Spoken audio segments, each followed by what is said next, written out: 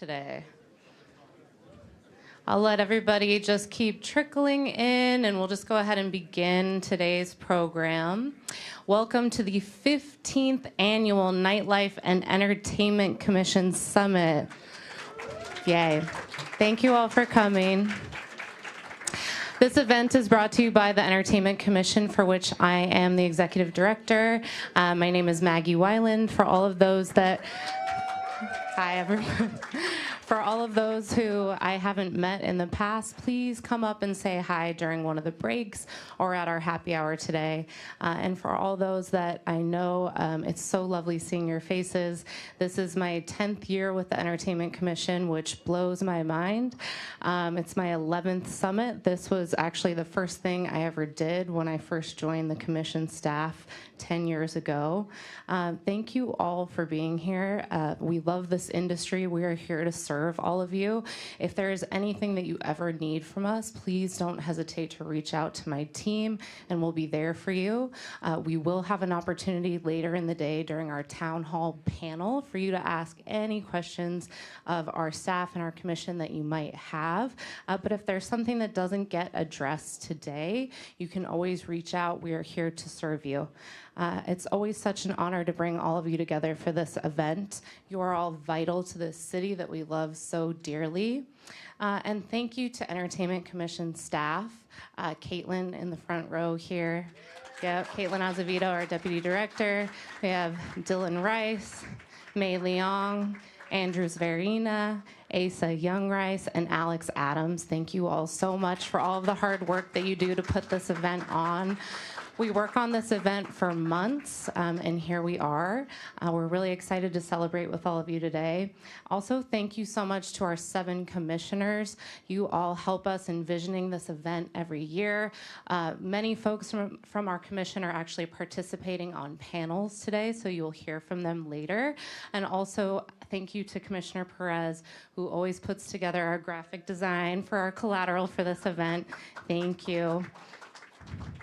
Thank you to SFGovTV and Media Services for broadcasting and live streaming this event. Thank you to the building here, Building Management for 49 South Van Ness. This is where our new office is on the 14th floor. It's beautiful. If you haven't come and met with us in person yet, we really invite you to come and set up a meeting to do so. We also have our permit center on the 2nd floor where several city departments are staffed, including our own. Please check it out after the event or at any other time. It's there to serve you for your permitting needs. With that in mind, also just a big thank you to all the city departments that staffed our resource fair today. We love having all of these folks come together. We aren't able to do our work without those partnerships. And without further ado, I'd like to just kick this off. I'll come back at the end of the welcoming remarks to go through today's agenda and some housekeeping items, but I want to bring up our city administrator, Carmen Chu.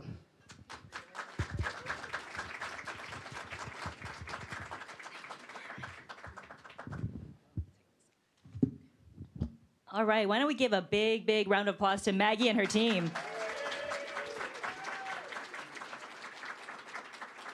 My name is Carmen. I'm your city administrator. I'm so happy and pleased to be here. You know, just 2 weeks ago, I think, we were actually in this room talking to a lot of local small businesses about how to do business with the city and how to make sure that we supported them as much as possible.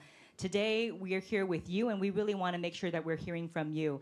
Today is just as much about you hearing from some of our policy leaders, our commissioners, our mayor, about some of the work that the city is doing to make sure that we're supporting this industry, but also to hear from you, to get your feedback and to get your thoughts about things creative. No thing is too small or too big. We want to hear from you about how it is that we can make sure that San Francisco continues on the right track. You know, we have been talking about a lot of things, and I want to make sure to introduce our mayor, who's going to come up right now. He has only been in office for a little bit more than 100 days. Maybe it's like 107 days or 114 days now. But every single day, there is a consistent and constant pressure for us to continue to look at our economy and to figure out ways that we're supporting our local businesses, our local communities as we come back. And I want to introduce the mayor. He is someone who is tirelessly working to make sure that we're doing everything from improving our public safety to investing in our economy to working with our businesses. So without further ado, Mayor Lurie. Thank you, Carmen.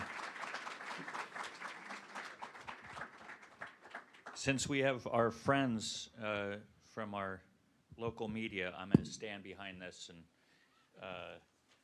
announce a little bit of news that some of you all have probably heard. I had the honor this morning of sharing some exciting entertainment news to celebrate the 60th anniversary of the Grateful Dead. The city is working to bring Dead and Company to Golden Gate Park for 3 days of concerts, August 1st, 2nd, and 3rd. The weekend will celebrate our city's creative spirit. It will definitely boost our local economy and bring generations of fans together right here in San Francisco. So really excited to announce that here today with you all at this nightlife and entertainment gathering. Yeah, let's go. Let me start with you all and say you are the visionaries and operators who help this city shine after dark. And I'm grateful for your commitment to keeping San Francisco vibrant. From the bar owner downtown to the small business in the Richmond, I hear it wherever I go. We need to make it easier for small businesses to thrive in San Francisco. Our job at City Hall and in government is to create the conditions for your success. And my administration is working every day to do that, keeping our streets safe and clean, making permitting faster, more predictable, and more transparent. I'm proud of the results we've seen so far, but we have a long way to go. Property crime and violent crime are down. Street encampments are down. Car break-ins are down. And more people are getting connected to shelter and treatment. But I am far from satisfied. We are working relentlessly with our public safety partners to help keep our streets safe, because we want people off their couches and in homes, and I want them in your bars and and on your dance floors. And I want to tell you all, for everyone in the audience who has struggled to get a permit from the city, help is on the way. Since we kicked off Permit SF, our team has gone under the hood, figuring out how to make the city's permitting system truly customer-focused. And today I'm proud to announce a major new step that we are taking towards that goal. Next week, we will introduce legislation to deliver on our first set of permitting goals. That includes reducing permit times for nightlife and entertainment uses by eliminating unnecessary steps in the permitting review process. We're going to be cutting red tape by making sure entertainment permits only go to the departments that actually need to review them. That means no unnecessary reviews from planning or building inspection when they're not relevant.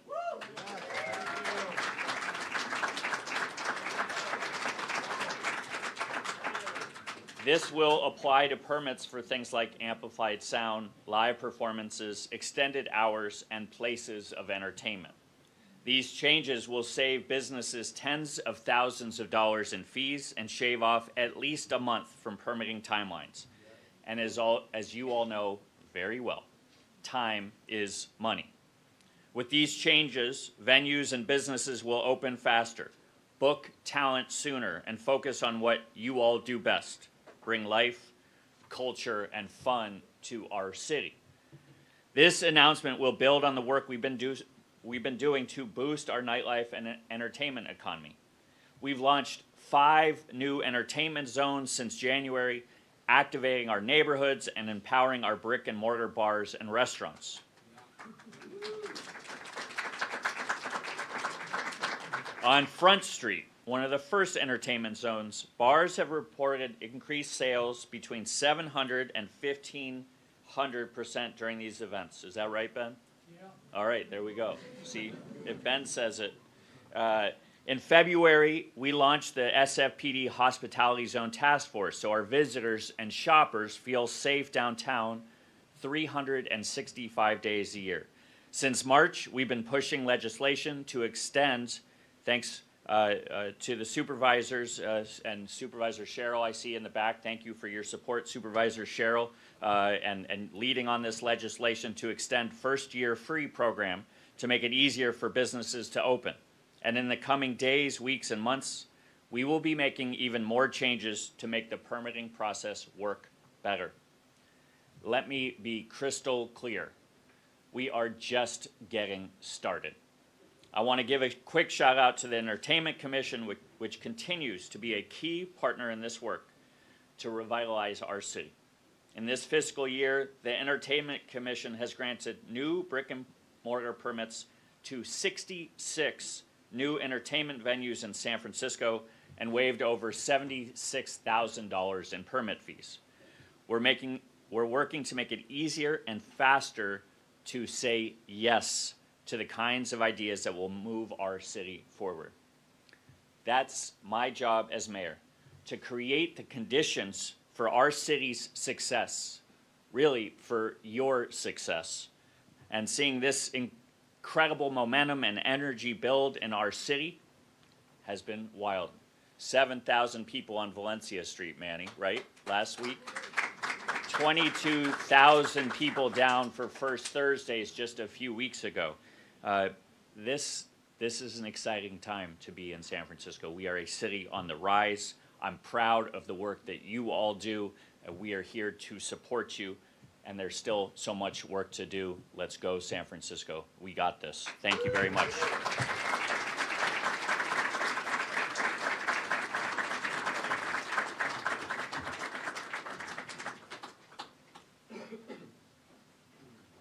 Thank you, Mayor Lurie. We really appreciate all of your work. And I will go ahead and introduce our next speaker, Director Sarah Dennis Phillips, who's here with us from the Office of Economic and Workforce Development.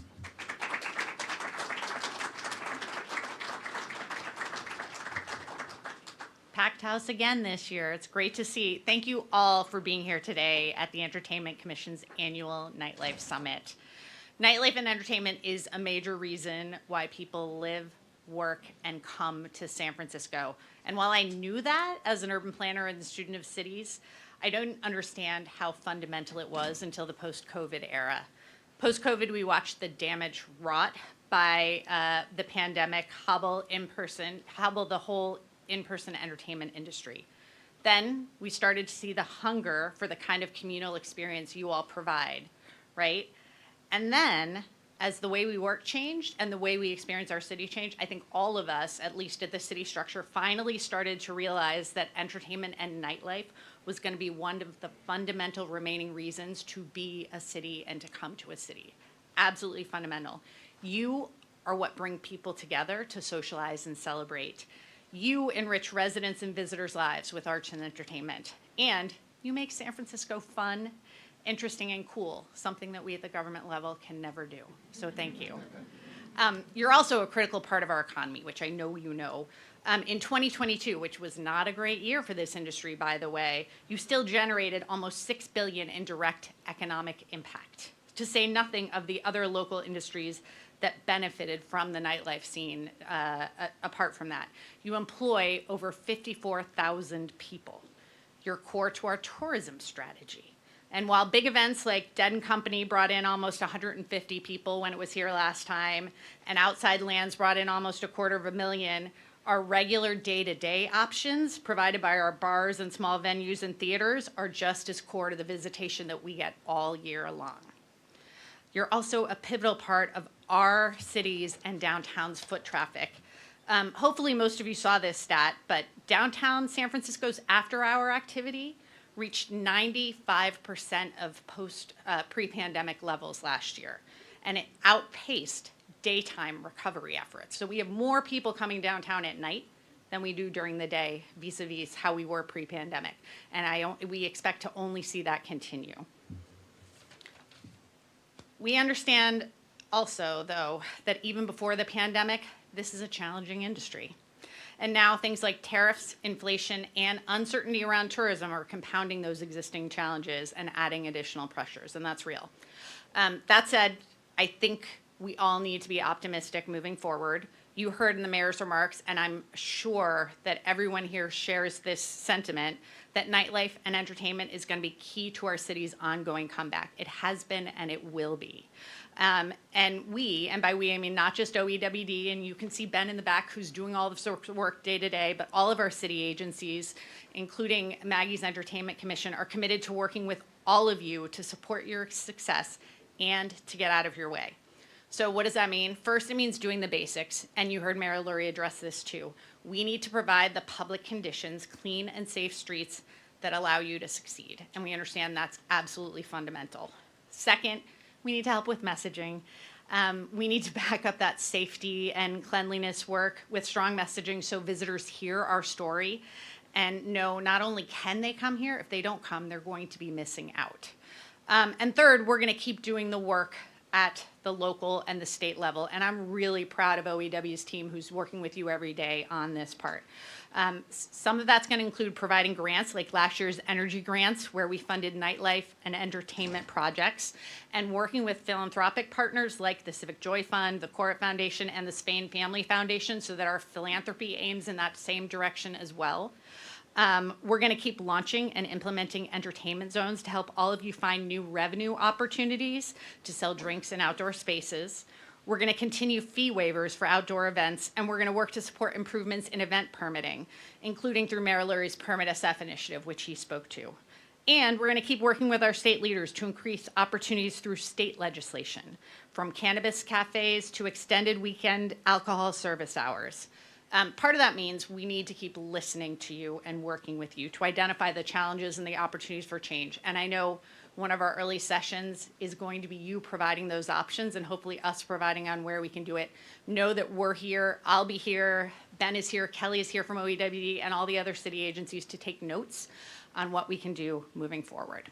So, in conclusion, San Francisco's comeback is happening in large part because of the very people in this room. Thank you. Keep it up. And again, thank you to the Entertainment Commission for having us here today.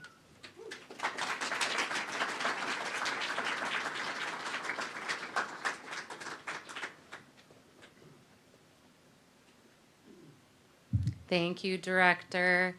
So I will just go over a few housekeeping items with everybody. I hope you were able to grab a program when you walked in. Just for anybody that doesn't have a seat, that's looking for a seat, we do have an overflow room. It's just down the hall in room 132 where you can watch the live stream if needed. Hopefully you did find a seat. We'll take a brief little break after this as we prep our next panel, and during that time, invite you to enjoy any of the remaining snacks that might be outside in the back there. I heard the coffee is gone. Thank you for enjoying it. My apologies. Time to switch to happy hour in a few hours anyway, right? Okay, the restrooms are located directly to the left when you exit this room, so you can feel free to get up and use the restroom at any time during the rest of the program. We do have one official break between our two panels today. And we invite all of you to join us for happy hour at Smuggler's Cove in Hayes Valley after this event. That'll begin right at 4:15 and it'll go all the way till 6:30. It is a cash bar. You do have to be over 21 to be able to attend that portion of the day. Our first panel, I'm really excited about this. We'll get to this just in a few moments, but this is called Where the Hell Did All the Customers Go and How Do We Get Them Back? So we're going to hear from people in our industry, on our commission. Hopefully we can get some really good ideas moving and grooving for that. And then later on in the day, our second panel is going to be our town hall panel. And this is staffed by our Entertainment Commission staff and commissioners, and we're there to answer any burning questions that you might have for us. So without further ado, let's take a short little break here and we'll meet back in the room at 1:30. Okay, thank you.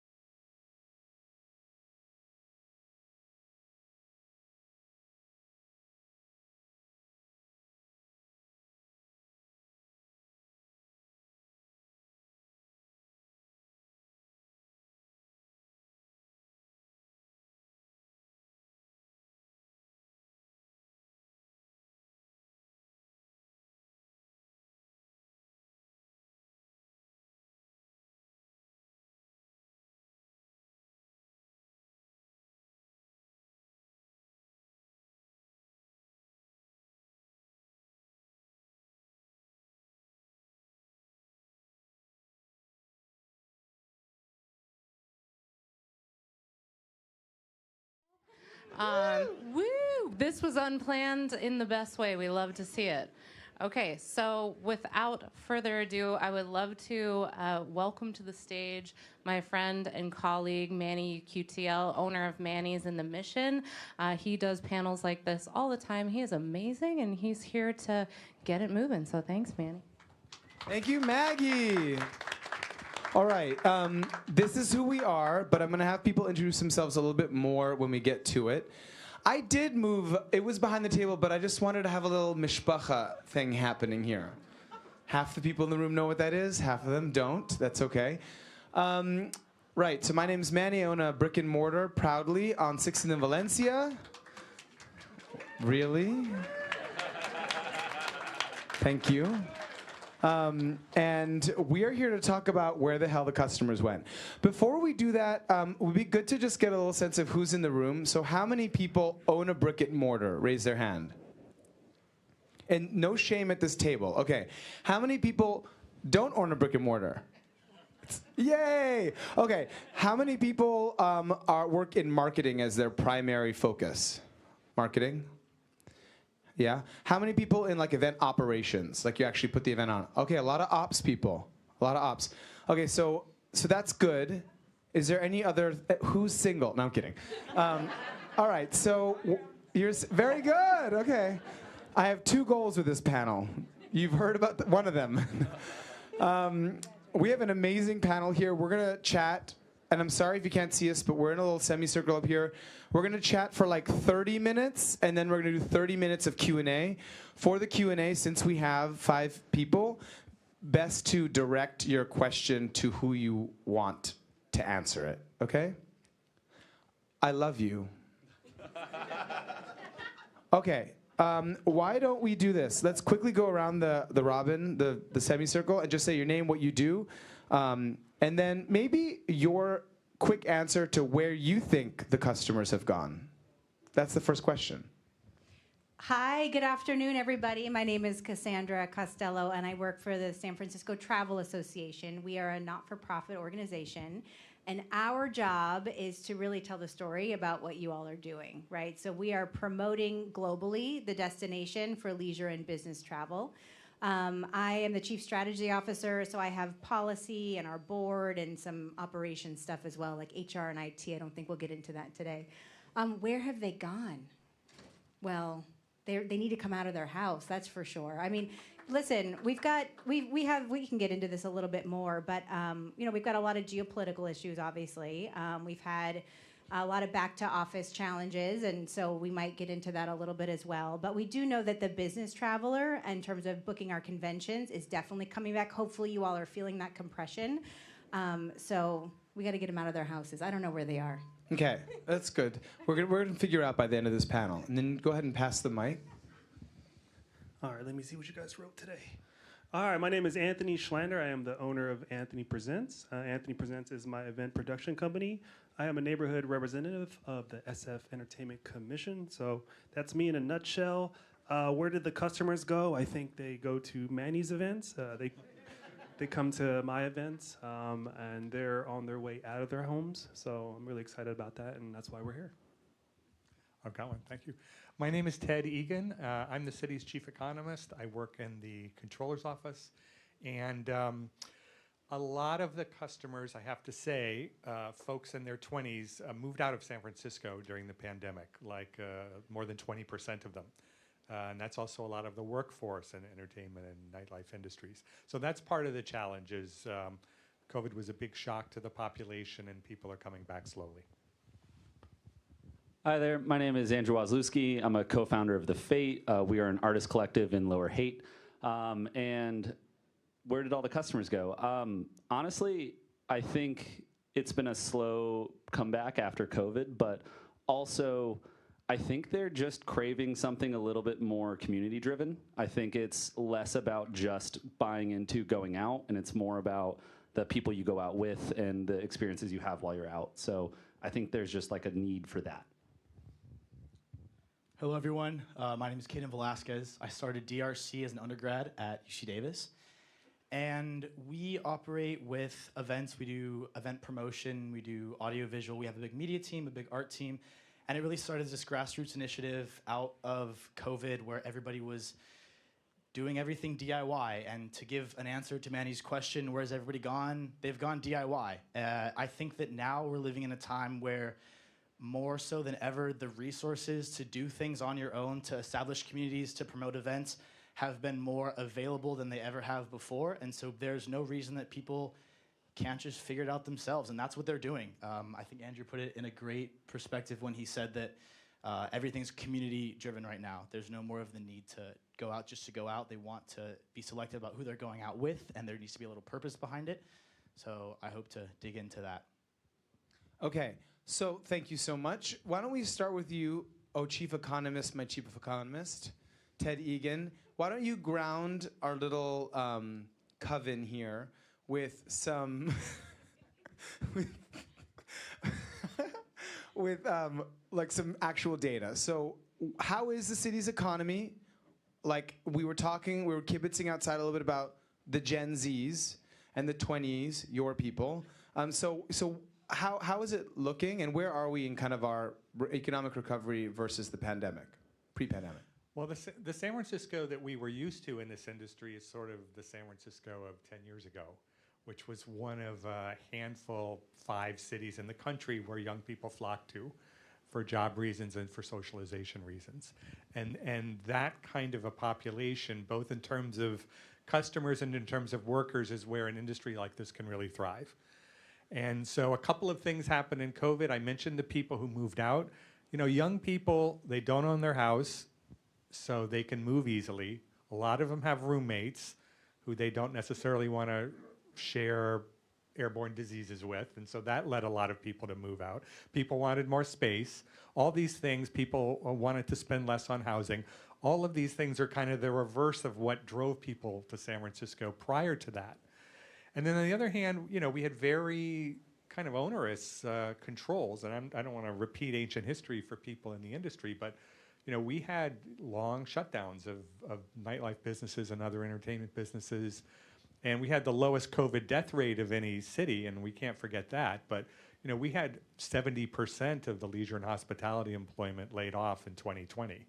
And people just can't wait around in San Francisco waiting for that to come back, and they didn't. So we also lost a lot of people on the labor side. So coming back, industry, you know, businesses in this industry are facing 2 problems. There's the where the customers go, and then there's the where did my workers go and why do I have to pay so much for workers, not even getting into like inflation and what about the office workers and other things. So, you know, all of that is headwinds for the city's recovery, and I think people know that, but I think there's two things that are good news to keep in mind for the future. One of which is we could have gone into a downward spiral. You know, we could be like, oh, everybody's leaving, so I'm leaving. Well, when one more person leaves, then you leave, and then it just starts to unravel. That's not really happening. You sometimes read stories about that, but I don't see any evidence of that actually happening. What I see evidence of is a big reset in 2020 and 2021, and a really slow recovery everybody wishes was faster. But that's a lot better than a big drop in 2020 and then continuing unwinding. And you mentioned we did see the largest exodus of young people, though, and that is continuing. Can you talk a little bit about that? Well, it's hard. I mean, the best data we have on that is now 2 years old. And one thing that's happened a lot in the last couple of years is, for whatever reason, our apartment rents are growing again. And we're one of the fastest growing cities in the country in terms of apartment rents. And I know people groan because, like, that's going to be my apartment someday I have to pay more for. But it's also a sign that people are coming back to the city. And renters are coming back to the city, and I read that as young people. And so I think there's a number of reasons to be fundamentally optimistic about the future of the economy in San Francisco. But it's just, you know, we were used to, like, I mean, people who've been here a long time weren't used to it. But the 2010s, you could think like, wow, this town is on fire. And then in COVID, it's like, wow, this town is a disaster. This is more normal San Francisco. It's just like it's kind of poking along. And it's not poking along as fast as some people would like. But I don't see there's anything fundamentally holding back the recovery. It's just, it's not a great macroeconomic environment, and I think things are just going to take time to play out. Okay. Gently comforting is how I would describe that answer. Let's keep with the gentle comfort and go to you, Cassandra. You mentioned in your opening that actually business economy stuff you're seeing it come back in a way. What are you seeing? Like, are there more conventions? Are there where does that come from?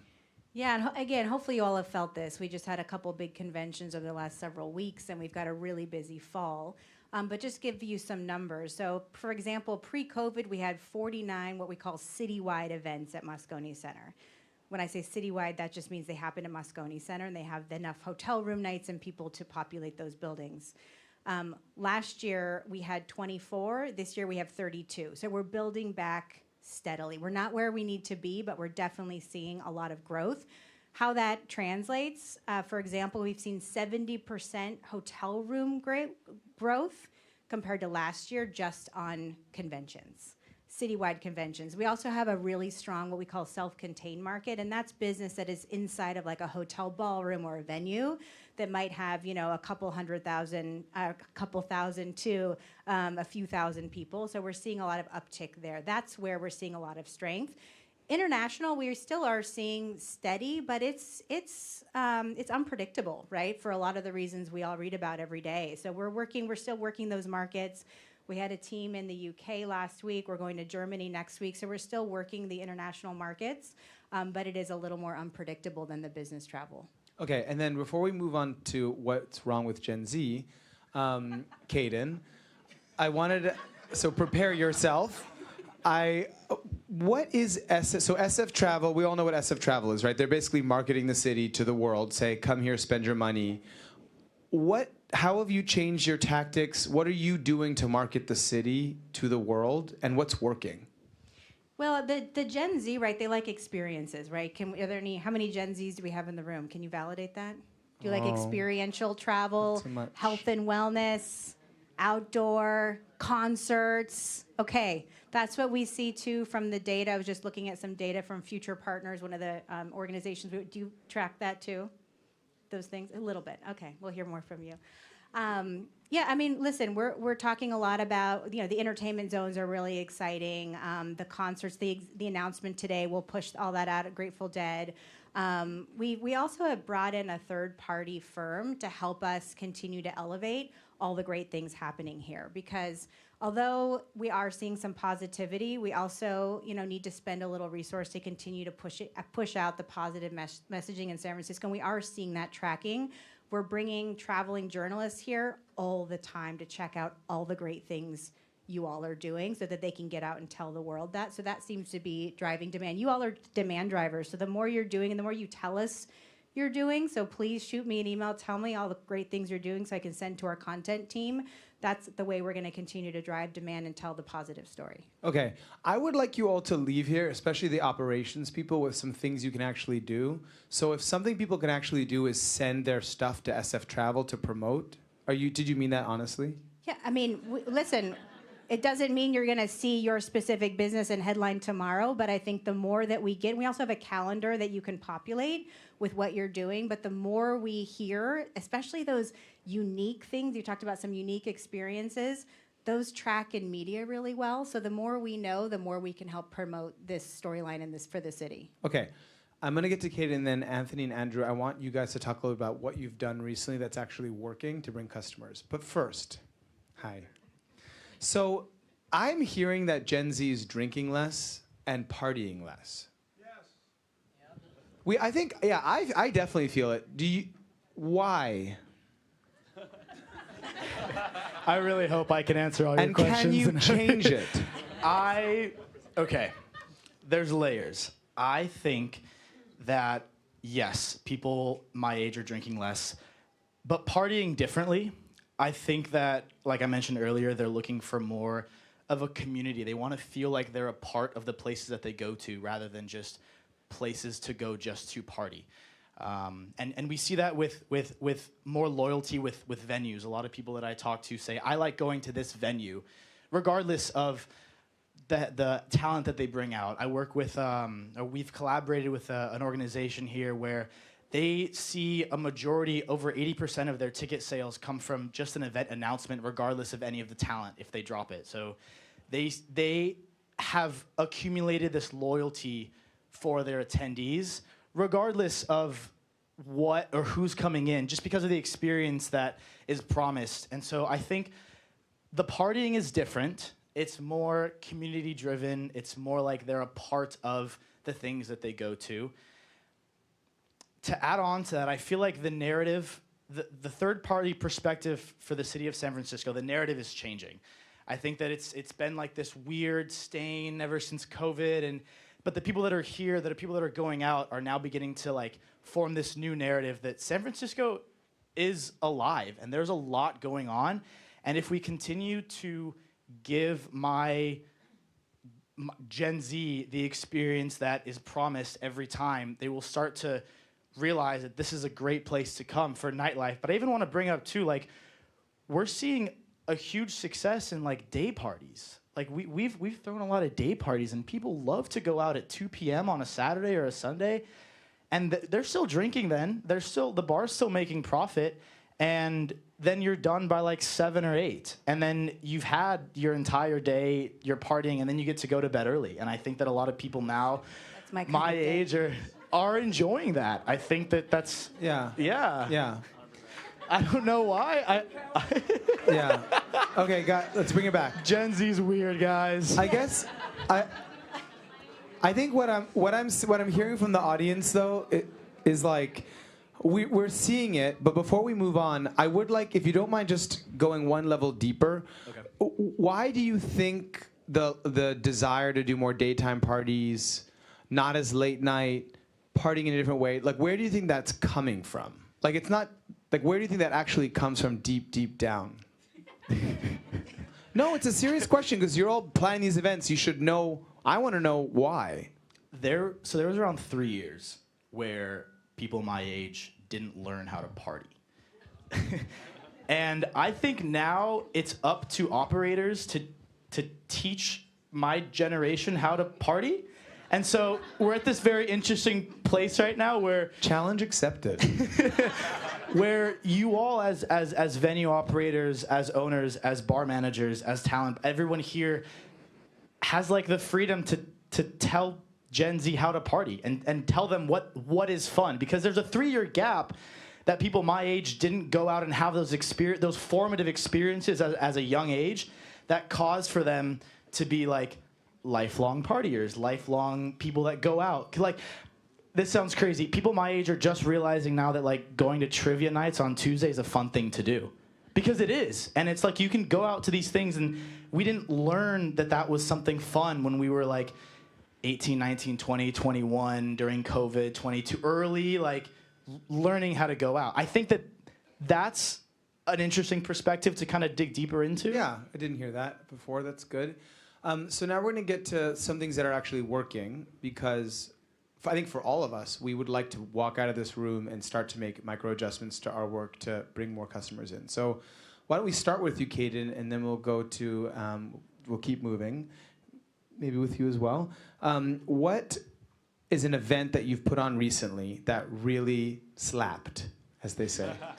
I love it. No, am I not supposed to say? It slapped. It was popping. It was. This is great. This is. We call it 10 a.m. at Volt, and there's this local coffee shop, and the narrative, the cold email that I sent to this coffee shop was like, "Hey, people my age are looking less towards partying at night, and they drink coffee now." And so let's bring a DJ out at 10 in the morning on a Saturday and throw a party. We've seen huge success with this event. We go from 10 to 2 p.m. at a coffee shop. They do sell beer too, and some people do end up buying beer, which is great. But you're still charging an $8 coffee. People are still going and partying at these like daytime venues. And that, to give you a concrete answer, is an event that's really popped off. I do have to give credit to, I think they're... AM radio down in LA was the first to start it.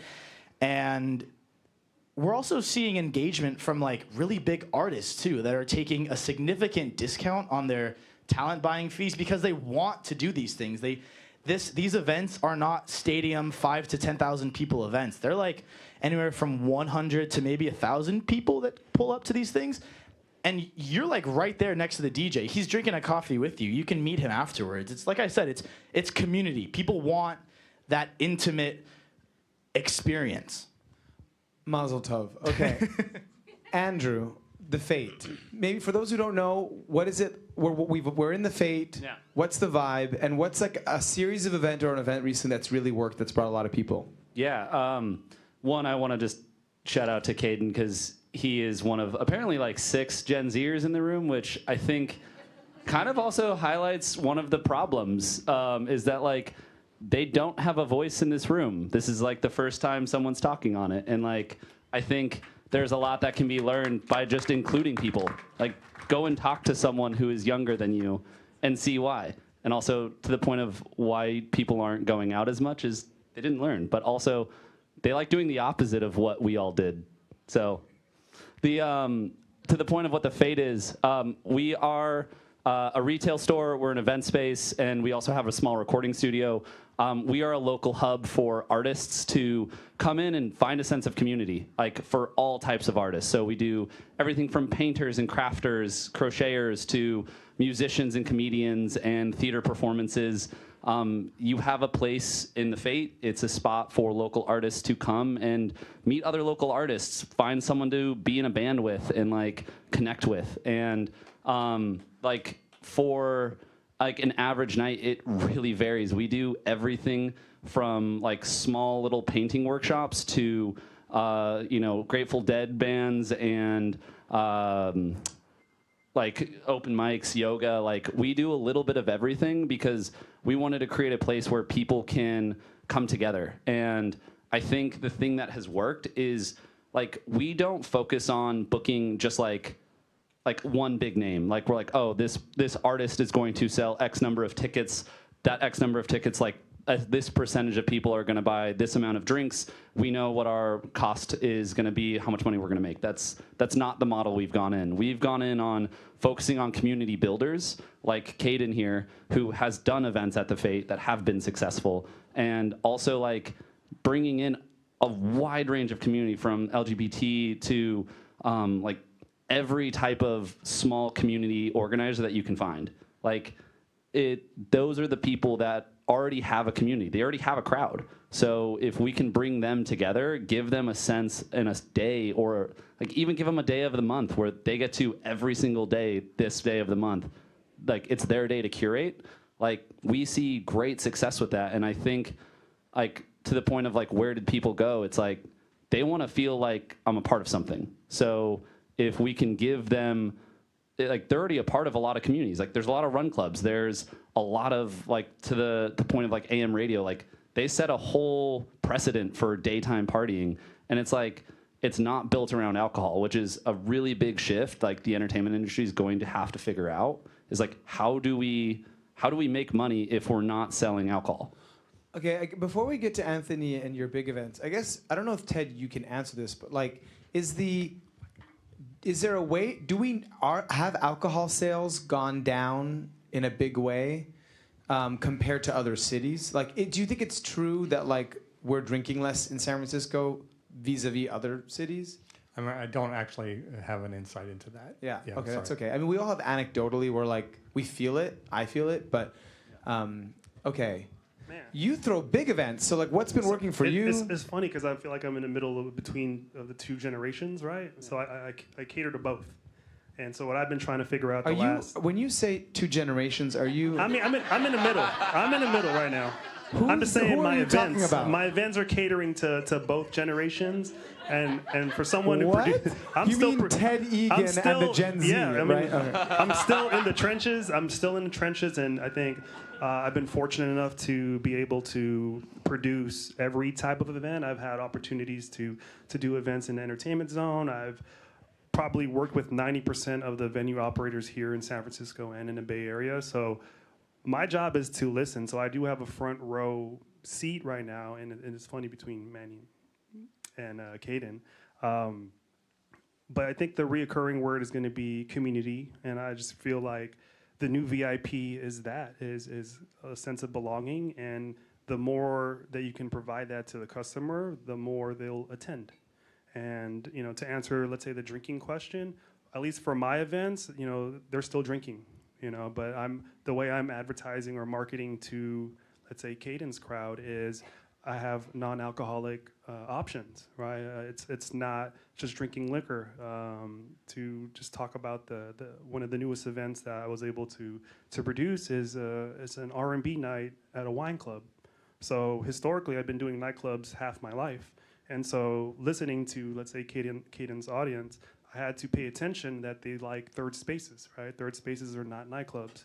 They're, coffee shops, they're galleries, they're not traditional forms of nightclub lounges and bars. So, just to give you an example, the R&B night, we're doing 350 hard tickets from $30 to $100 each. And to me, that is crazy, because historically I would try to give away things for free. And events were not doing well, even with this free marketing. Now that I've kind of created a community of different layers of, hey, it's okay, you can come if you're not drinking, and you can come if you want to drink. So adding those layers and adding these different spaces that are not just unintentional events, and I think that's the word I've been using in 2025, is like operators need to be more intentional on how they put together their events. And Caden said it the best. It's like, we go to places where we feel welcomed and supported and loved and seen. And so even for me, when I work with any operator, like, I need to like you, I need to feel supported by the venue operators. And that's how, as let's say, a promoter, that's how I gain momentum in building these events. So again, I'm sitting here in the middle of between you guys, and I love the banter, but it's true. It's like, we need to, depending on what you're doing, like, you need to support both ends of the customer, and it starts with community. You need to add those layers, and I just feel like San Francisco is on the way up, and rooms are filled, nightclubs are filled, these block parties are filled, but I think the operator needs to, or even the promoter needs to make sure that what they're doing is very intentional, or the customers are not coming out of their house. Awesome. Let's talk about hours for a second. We talked a little bit about habits, but what about, like, later in the evening? Hold on. How many people are back to their pre-pandemic hours at night? Like, how many people are back to the same, are they closing at the same time? So how many people have closed early and they're staying closed early? Okay. And how many people have no idea what I'm asking you right now? Okay. Yeah, okay. I guess what I'm trying to get at is that, like, it seems to me that people are going to bed earlier. Are you seeing that? And maybe, has there been anything that has been done that actually has successfully brought people out later at night? Well, going back to what we were just saying about paying attention. We've signed out of our Microsoft account, just FYI. But just paying attention to what the younger generation wants. Like, I have the craziest time for my event, 7 p.m. I've never done that in my life. I've done day parties, and I've done the 10 to 2, 10 to after hours. So this is my first event that I'm doing at 7 p.m., which is so strange to me. But it's doing well. I'm getting 400 sold tickets at 7 p.m., and that's definitely new.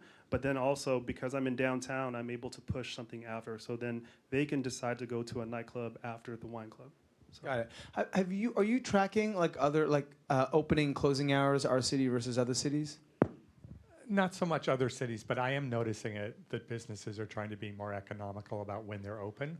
And it's not always less at night. We're also seeing, like, restaurants, for example, closing for lunch and things like that. And again, I think it's trying to be efficient about when you're making money and when you have revenue.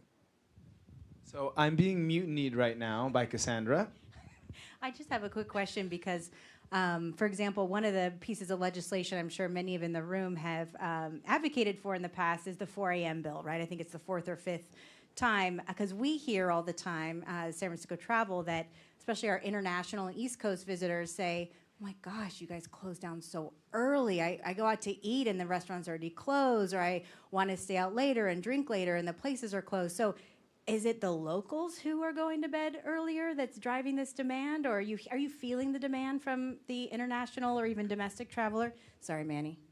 No, it's okay. It's fine. So to that point, as someone who really enjoys staying out quite late when I go out to party, internationally and like especially on the East Coast and a lot of other cities, like 2 a.m. closure is like absurd. Like that's basically getting the night started. And there is like when you go out in other countries, like it's crazy the difference of the energy and how it shifts towards the evening. Like culture is built around that timing. And like I think if we want to be an international destination for entertainment, like even 4 a.m. closure is still considered early, like which is. We're running out of hours then after 4 hours. But that's where the day party comes in because people like and you go out in other countries, you just keep going. Fucking Bergheim all the time. Am I allowed to curse? Yes. Okay, just like one or two more questions, and then we're gonna get to your questions. This panel is about where the customers went and how we can get them back. What I have heard is a little bit of like create community, maybe do some daytime stuff. Has there been like a marketing strategy that you've utilized in your events that you have found has worked? And maybe if you can be vulnerable yet bold, like something that you tried to market that didn't really work well so that people can avoid it? Yeah, I mean, for me, like I've been creating videos and photos and been doing a lot of marketing the last 20 years, but this year specifically, me getting in front of a camera and telling people what I'm doing has done wonders and has tripled my business. Just being vocal and being in front of the camera. So that's making videos on obviously the platforms, whether it's TikTok or Instagram. You use TikTok? Yes, I do. Okay. Yes, I do. Yeah, I do. Again, 2 generations. Yeah, no, I don't. That's but, good. You know, you have to meet your customers or where they're at. You know, I'm not creating videos and putting them on MySpace anymore. You know, so. Anybody in here, it's like you have to meet your customers where you're at. So if you're trying to talk to someone that's younger, they're probably on TikTok. Yeah. Right? So that's just been working well for me. Cool. Thank you. Market the. You didn't know what MySpace was? No. Oh, okay. You gotta market. You can't market the product. You have to market the experience. Like it's way more about like selling the vibe of the experience and like what are you going to actually remember about it rather than the fact that it's just this thing that you're going to. Like I think that's what works really well for us is that like we go in on talking about like ourselves and like saying like this is what's happening because of the thing that we're creating, not just like here's this thing that's happening at this time that's this much money and you'll get to come here and drink. It's like it's different. Yes. Tell us what to expect. Tell Gen Z exactly like what we're gonna get because I think our attention spans are ridiculously short. And if you're able to capture with like really quick, if you can hook us in and say, this is happening, this is where it's happening, this is why you should come, this is the experience that you're gonna get.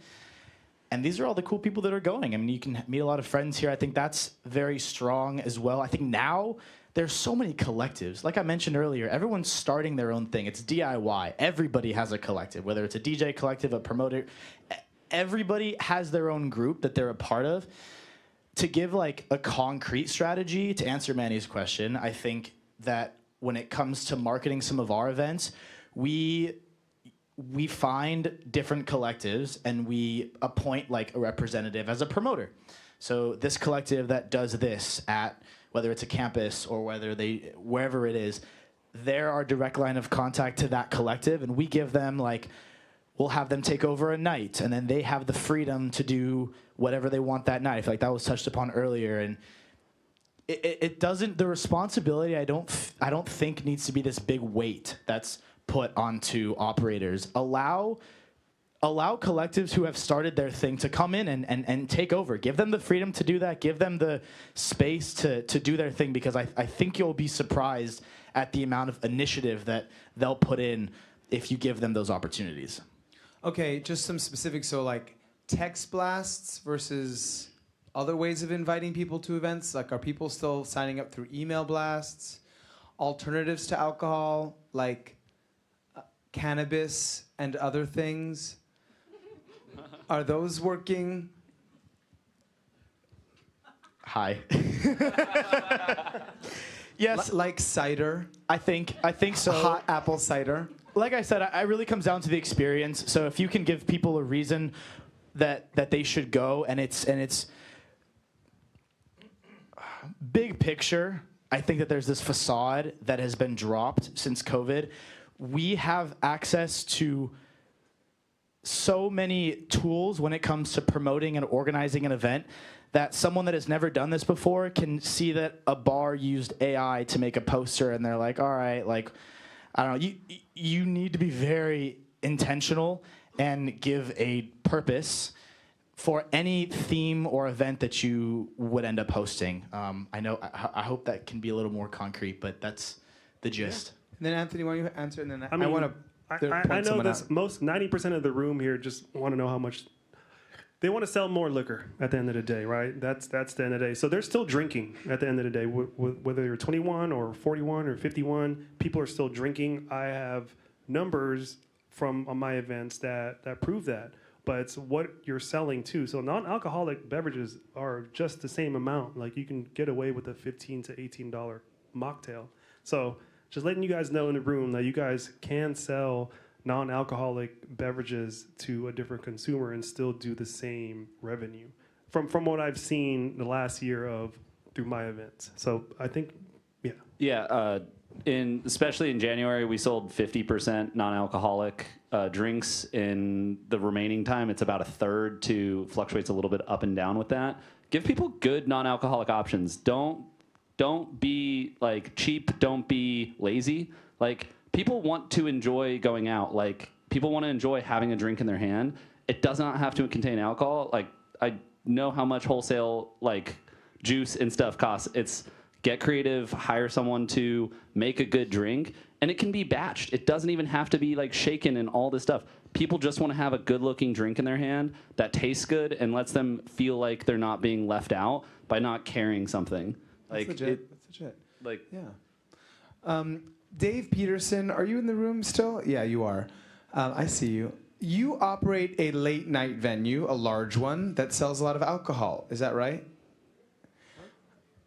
Hi. Is there something that the Midway has done to make sure to, like, what are you seeing? Or like, to bring lots of people late at night? What has been working for the Midway? I'm coming to you. Right? Because that's a big venue that's late at night that sells a lot of alcohol. You didn't think this was going to happen.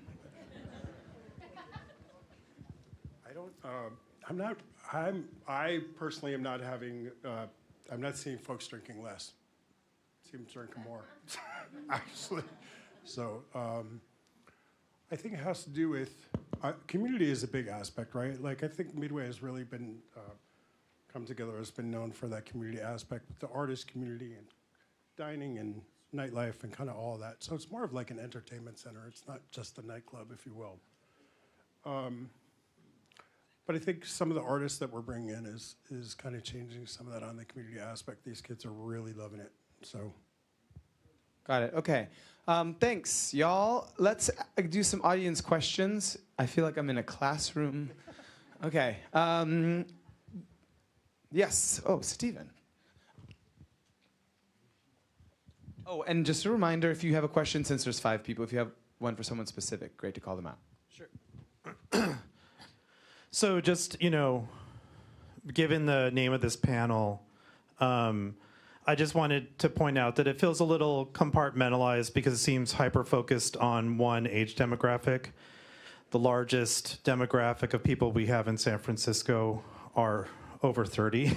And so as someone who works in a venue that's our primary clientele, I think that it's important to remember that we're also having to talk about how to bring back customers in a post-pandemic world that are also not youth, and that's just as much a part of our culture. Also, I don't think it's intentional, but I think it's a little disingenuous to say that this is all the fault of the pandemic. Even before this was happening, I often used to joke that San Francisco was being turned into an urban bedroom community because of policy and the fact that San Francisco is often used as a proving ground for what we'll put up with, whether it's shifting everything from a business model to app-based things, or undercutting small businesses' attempts to survive. So I think in terms of, as a direct question to Mr. Egan, is what do you think the city can do better in terms of policy in regards to small businesses that are trying to stay open, especially if we're being told that we're going to get to be able to stay open to 4 a.m. How are you going to be able to help us sustain that? Because most of us are closing at midnight. I work at Twin Peaks Tavern, and we never closed before in fact, we would get fired if we did. But now we do, because there's just a lot of people, longtime residents, don't feel safe, don't feel supported, don't feel like they can go to their old haunts anymore because it might jeopardize their safety. Thank you, Stephen. Good question. Ted? Yeah. I mean, I should say I'm not a policymaker in the city. I'm a policy analyst, so I can't give you the answer that you're looking for. But, I mean, I can generally corroborate the things you're saying about small businesses in the city. The years before the pandemic were pretty good for the city's economy overall, but there were lots of industries in the city that had been on a decline for many years, including a lot of neighborhood-based businesses, because of a lot of the challenges you're talking about in terms of running a small business. So I don't want to give the pandemic was clearly a big shock to the city's economy, but I don't want to suggest that everything is rosy before the pandemic for every business, or that the city hasn't made policy trade-offs that are disadvantageous to small businesses in the past. I think that the next panel that's actually talking about solutions could probably get into more detail about that than I could. Awesome. We have about 20 minutes for audience Q&A, and then I think there's a break. Right? Yes. Okay. Hey, panel. How's it going? This is kind of a question about the marketing side. I'm on the production side, but also the marketing side, so nonprofit work, you do everything. You mentioned about creating a vibe for your spaces, and you also mentioned, Anthony, about putting like a face to the product. I was hoping you could kind of explain a little bit more. I'm particularly like in the question itself is more about like at what point is like putting out that material consistent or like not, or like how consistent should you be doing those kind of things? Because at one point it's like oversaturation versus like, okay, hey, we get it, versus like, well, what happened? Yeah, I mean, anybody that follows me, I post 300 times a day. Like, there is no... With like no shame? No shame. Cool. I talk about anything I want. You're following me for a reason, and that most of it is information, whether that's what to eat, where to go. And so now that I've really taken the stance on downtown recovery specifically, like I will tell you 100 times where to go, what we're doing. And so it's very important for you to be consistent. So to me, it's daily. You have to be daily, especially what you're doing with nonprofit, especially with what we talked about earlier. Like you need to be consistent, and it's great to have a face, because if they have questions, they can answer you directly. So they don't have to go around and try to find answers. They can just go directly to you. Sure. Yeah, I think like it's consistency. Like for us, it did take time to scale to posting quite frequently. It's not an overnight thing. Like when it comes to marketing this stuff, like it's not an overnight like solution. Like you have to like do some digging into the people that you want to come. Like you said, like you have to meet people where they are, and like social media is a great way. There's email, there's texting. Like I really think like figure out what you can do consistently and do that really well. So that way, like, when you do post, it has high engagement, like, it's actually getting to the people, because, like, Instagram and TikTok don't show your stuff to every single person. Like, if you don't post a lot, they won't see you. Like, even for us, like, we post a lot, and people still say, like, I don't know what's going on at the Fate. It's hard to get in front of your people. So if you don't post a lot or have really good quality, like, one of those two things has to exist. Okay, we have a lot of people in the audience that also maybe can answer the second question, how do we get them back? So feel free to ask questions, but also if you have done something at your venue that has really worked, I would like to encourage you to share it so that we can all maybe adopt it. So actually, Skirt, has anyone done anything in their venue that's really worked? You? All right. Hi, my name's Sean Ahern. I worked in LA for about the last 5 years, and I had a immersive theme park down there called Wisdom LA, and we were all ages, and we haven't really talked about that. I had to figure out how to mix kids, grandparents, parents, people who want to drink, who want to smoke, with all ages. It was really an interesting challenge. I worked closely with the city. We came up with some really cool policies, how to mix everybody together at certain times of the day. Obviously, daytime's different than late night. But I want to figure out how I can do that. We're bringing our venue here to San Francisco soon, and our key is all ages. We can be open as long as we want, as late as we want, if we curate the right demographic. So that's the key. I've heard different group ages, but it's really challenging when you want to have parents bring their kids to an event. There's not enough of that. It's hard to do.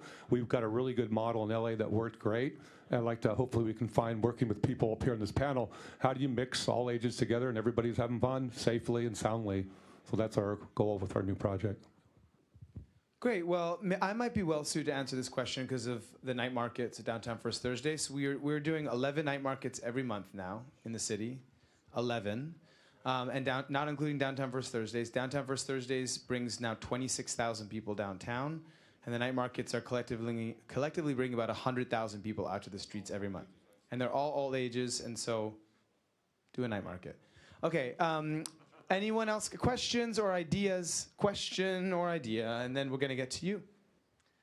Hi, I've actually got a comment. You were talking about people partying earlier and going home. Well, one of the reasons for that is it's a lot easier to get home earlier and a lot cheaper nowadays. And also, the thing about doing late night is that the transportation system in San Francisco will have to be markedly improved to take advantage of that. And for the international destinations, they have late night public transportation already organized. So that might be for you. Thank you. That's right. Yeah. I will say, I have a friend that throws a late night party. It's 2 to 6 a.m. and it's huge. So I just want everyone to know there are people who will show up to a really late night party. I'm not going to tell you where it is, but it's happening. Yes. Hello, my name is Tisha, and I'm unfortunately one of the Gen Zers. And so I work in tech, specifically in social media, and so, but I would also say I'm a nightlife connoisseur. I go out a lot and have friends that come to me asking what the vibes are for the night. So I think a lot about how technology affects social environments, especially nightlife. And I think one of the things we've noticed with my generation, Gen Z, is our ability to socialize feels fundamentally different. We're often physically present in spaces, but we are also split. We're mentally split, right? Because we're partially in the room, but we're also partially online. We're partially on Instagram. We're partially texting our friends. And this is something I like to think of as a hybrid mindset. And so similar to like hybrid work, the line between the digital and physical of our lives is constantly blurred. And I think this can really affect the energy of the spaces that we're in. I think one of the things that both Andrew and Kaden spoke about is community. And if people are recording, if they're scrolling, if they're checking out how they're being perceived all of the time, it makes it a lot harder to build real community at events.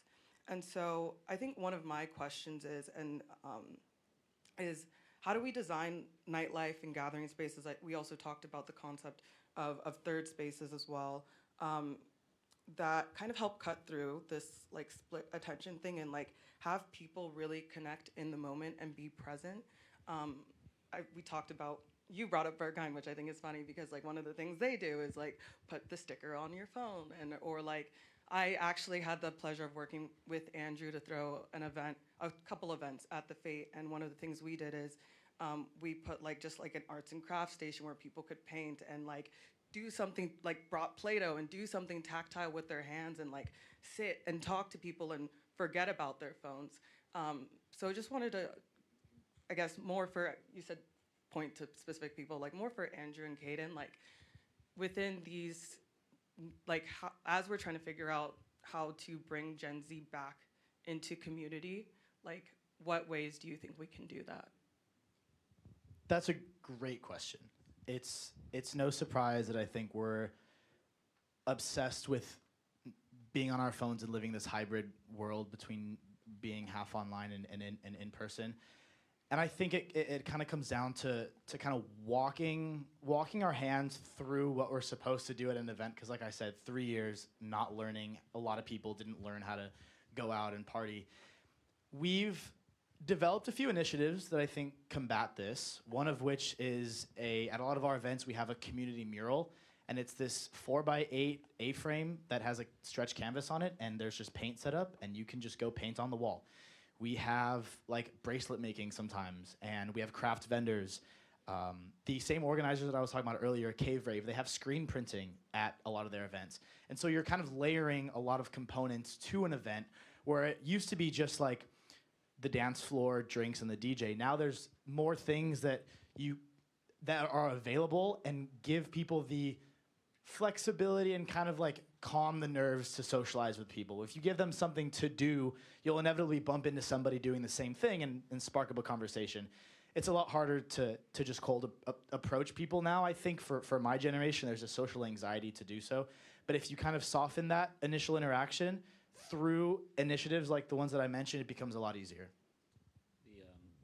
I think there's like a lot of really creative ways that you can get people to come together. I mean, Stephanie with Ben here, like she does this amazing thing called the drop-in where she just gets people to talk to one another. Like whenever we do events with like Quit Your Day Job, I see Madison in the back. She like puts a lot of intention behind her events to create spaces for people to interact in like a more contained space within an event.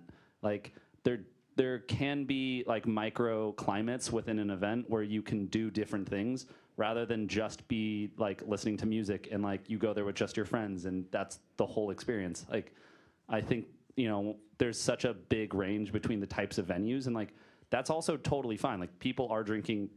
I think there's just such a wide range of the operators in this room where like some people don't have a problem with drinking but like need more people to come out.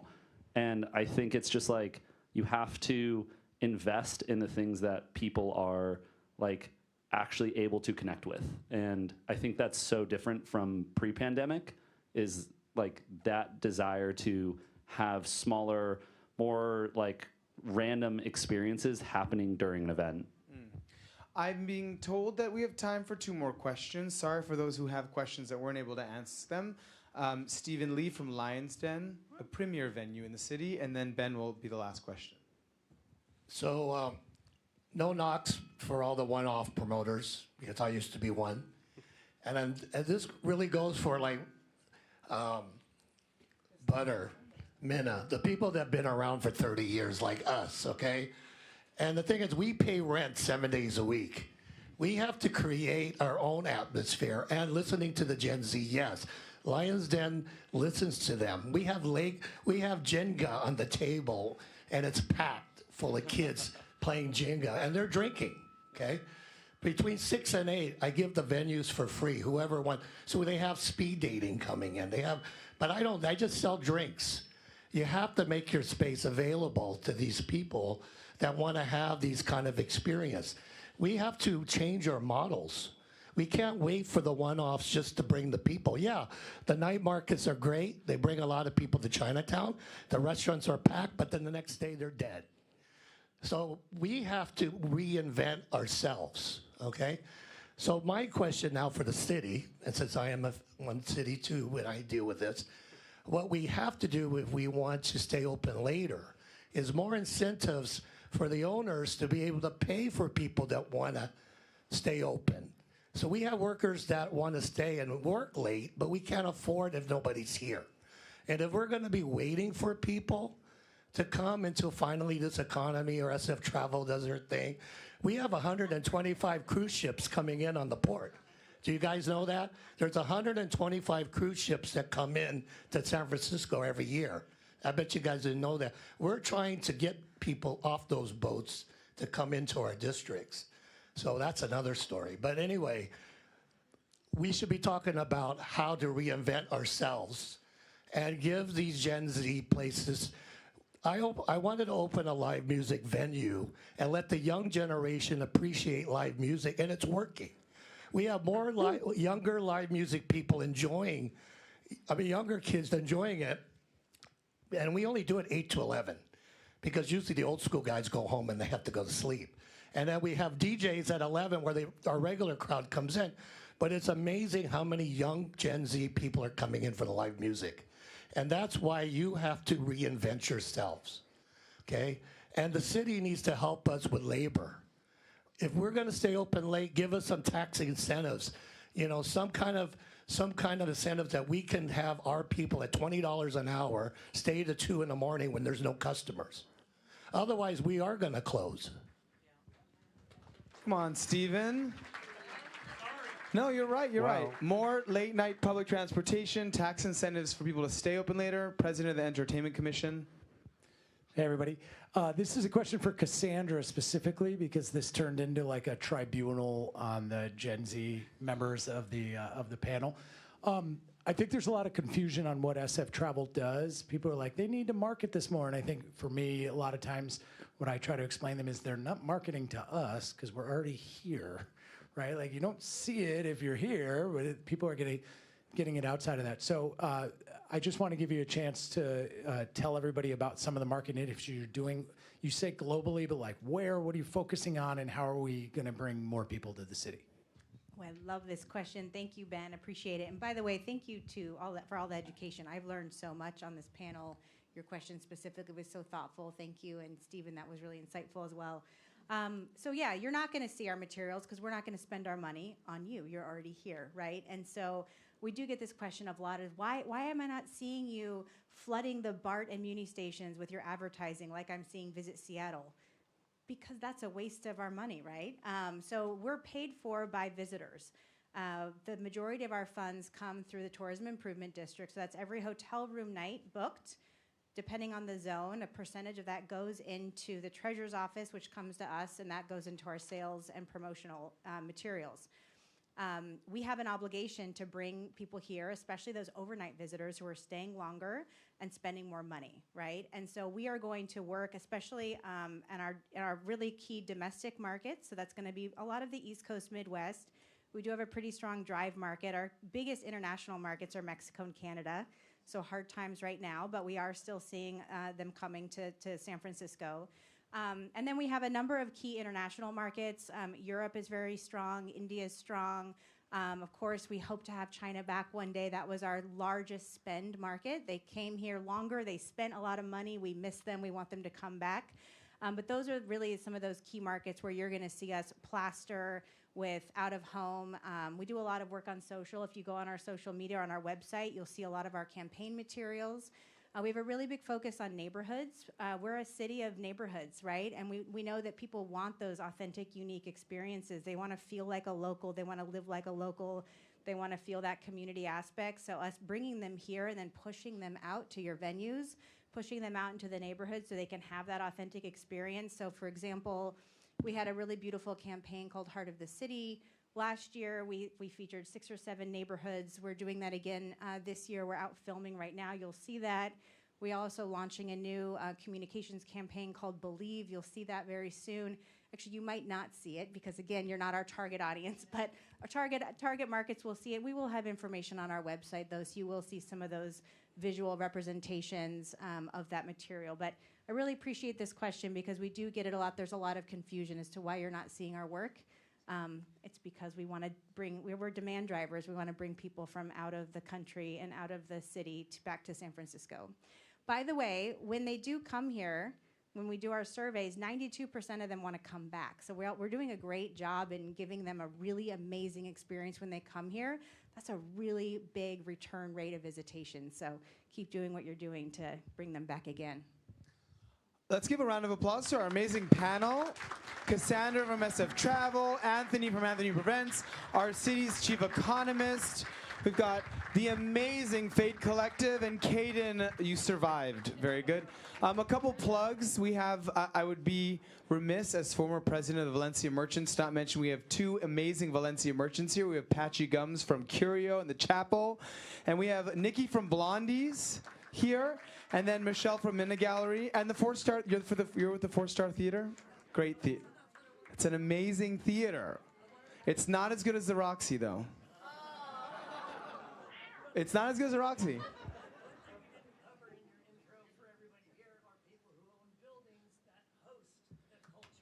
People who own buildings who host the art and culture.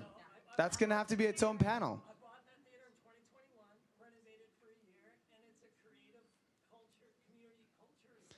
Well, that dovetails very well into my last thought for all of you, which is the people in this room, look around, all of you, we can change this, right? Like, we all have to collectively say, we're going to stay open a little bit later, we're going to put on more events, we're going to spend money to make money, right? I know post-pandemic, we're all a little nervous, we're shaky because it's not hitting the way it used to, but we cannot give up, right? We can't be like, oh, I guess we're just not going to make that money anymore. We need to take risks. We need to stay open later. We need to book more live bands. We need to do what Steven said and give people and create experiences. So this is the room where we can make it happen, all right? Okay? All right. We have a 10-minute break. Ben's going to give us our next move. Hey, everyone. So for the last 7 years when we've been doing this, one thing that's come up a lot is we didn't have enough time for audience questions, which I think we added in now. The next panel, which I'm moderating, is a straight-up town hall panel with members of the Entertainment Commission. Each of us has a different professional experience and government experience simultaneously. So while we're on break here, I just want you all to think about questions for us specifically. We have insurance, we have public safety, we have government and policy, and more. This is going to be very focused on what we can do better to support, what the city can do better to support everybody here. And also, we'll be able to give some answers to questions that have probably been bugging you, that at least you'll have an explanation. Spoiler alert, you might not like the explanation, but at least you'll know why things work a certain way or why they do. I'm going to turn things over to Maggie right here, and she'll tell you about break.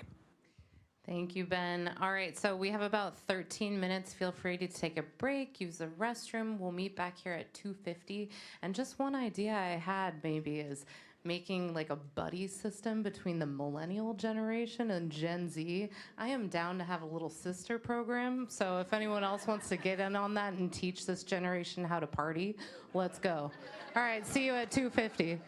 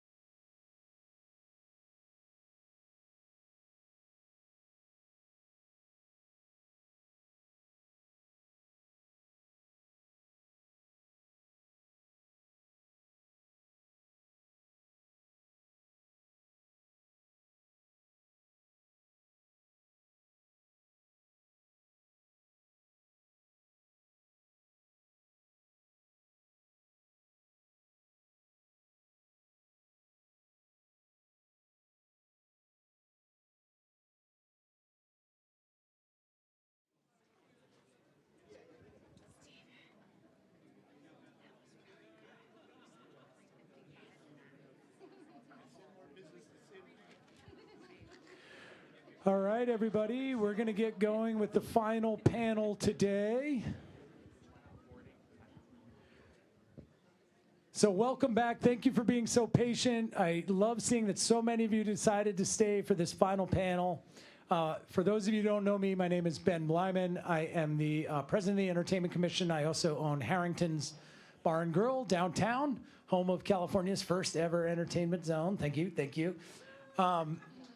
So today we want to do something we haven't done in years, and that's give all of you a chance to ask us questions. It's come up a few times for previous summits that we've had where a lot of people have asked, when's our chance to talk back? So the point today is not to necessarily ask the questions you would have asked the previous panel, which is about bringing back people into your venues and meeting the newer generations and the older generations where they are. This is all about the Entertainment Commission specifically. So I have a murderer's row of heavy hitters here from the Entertainment Commission staff and also from the Mayor's Office of Economic and Workforce Development. And so very first thing I'd like to do is for everyone to go down, starting with Ben Van Houten here and just going all the way to the end, explaining who you are, what you do, and maybe just a little bit about what you're working on now, maybe 1 minute each. Here you go, Ben. Hi, everybody. It's great to see all of you here. I'm Ben Van Houten. I'm the Director of Nightlife Initiatives at the Office of Economic and Workforce Development. I work on policy, program, and business assistance efforts to support this amazing sector and all of your creative endeavors. Working on like a million things right now. I'm sure we'll talk about some of them during the session, but certainly the growth of entertainment zones is one exciting spot. We've got 21 entertainment zones in some stage of the legislative or implementation process right now, not just downtown, but in neighborhoods across San Francisco. And certainly we're always interested in hearing from folks who want to start entertainment zones in their neighborhoods to help support those businesses and create some great outdoor activity. So anyway, looking forward to this discussion. Thank you. Thank you, Benz. My name is Maggie Weiland, and I'm the Executive Director of the Entertainment Commission. It's been a real honor being up here in front of all of you today and seeing so many lovely faces. I'm just seeing Mark Rennie for the first time today. What's up, Mark? Mark's been around forever. Anyway, hi, Mark. So we are doing a lot right now. We are a small staff of 7. We have 7 commissioners. We take whatever comes our way that other agencies need support with. We're very collaborative. We're working through quite a few waiver programs at this time. We're doing our final transfers of our JAM program that was pandemic era program over to brick and mortar permits and making sure that all of those folks that want to be able to transition can do so for free. There's about a month left to be able to do that within this fiscal year. But as you heard earlier today, we have first year free continuing on into the next year. We also have a waiver program for outdoor events that we're implementing.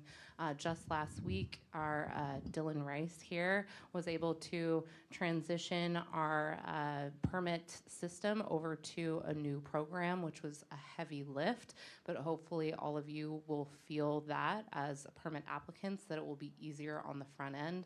It certainly will be easier for us on the back end.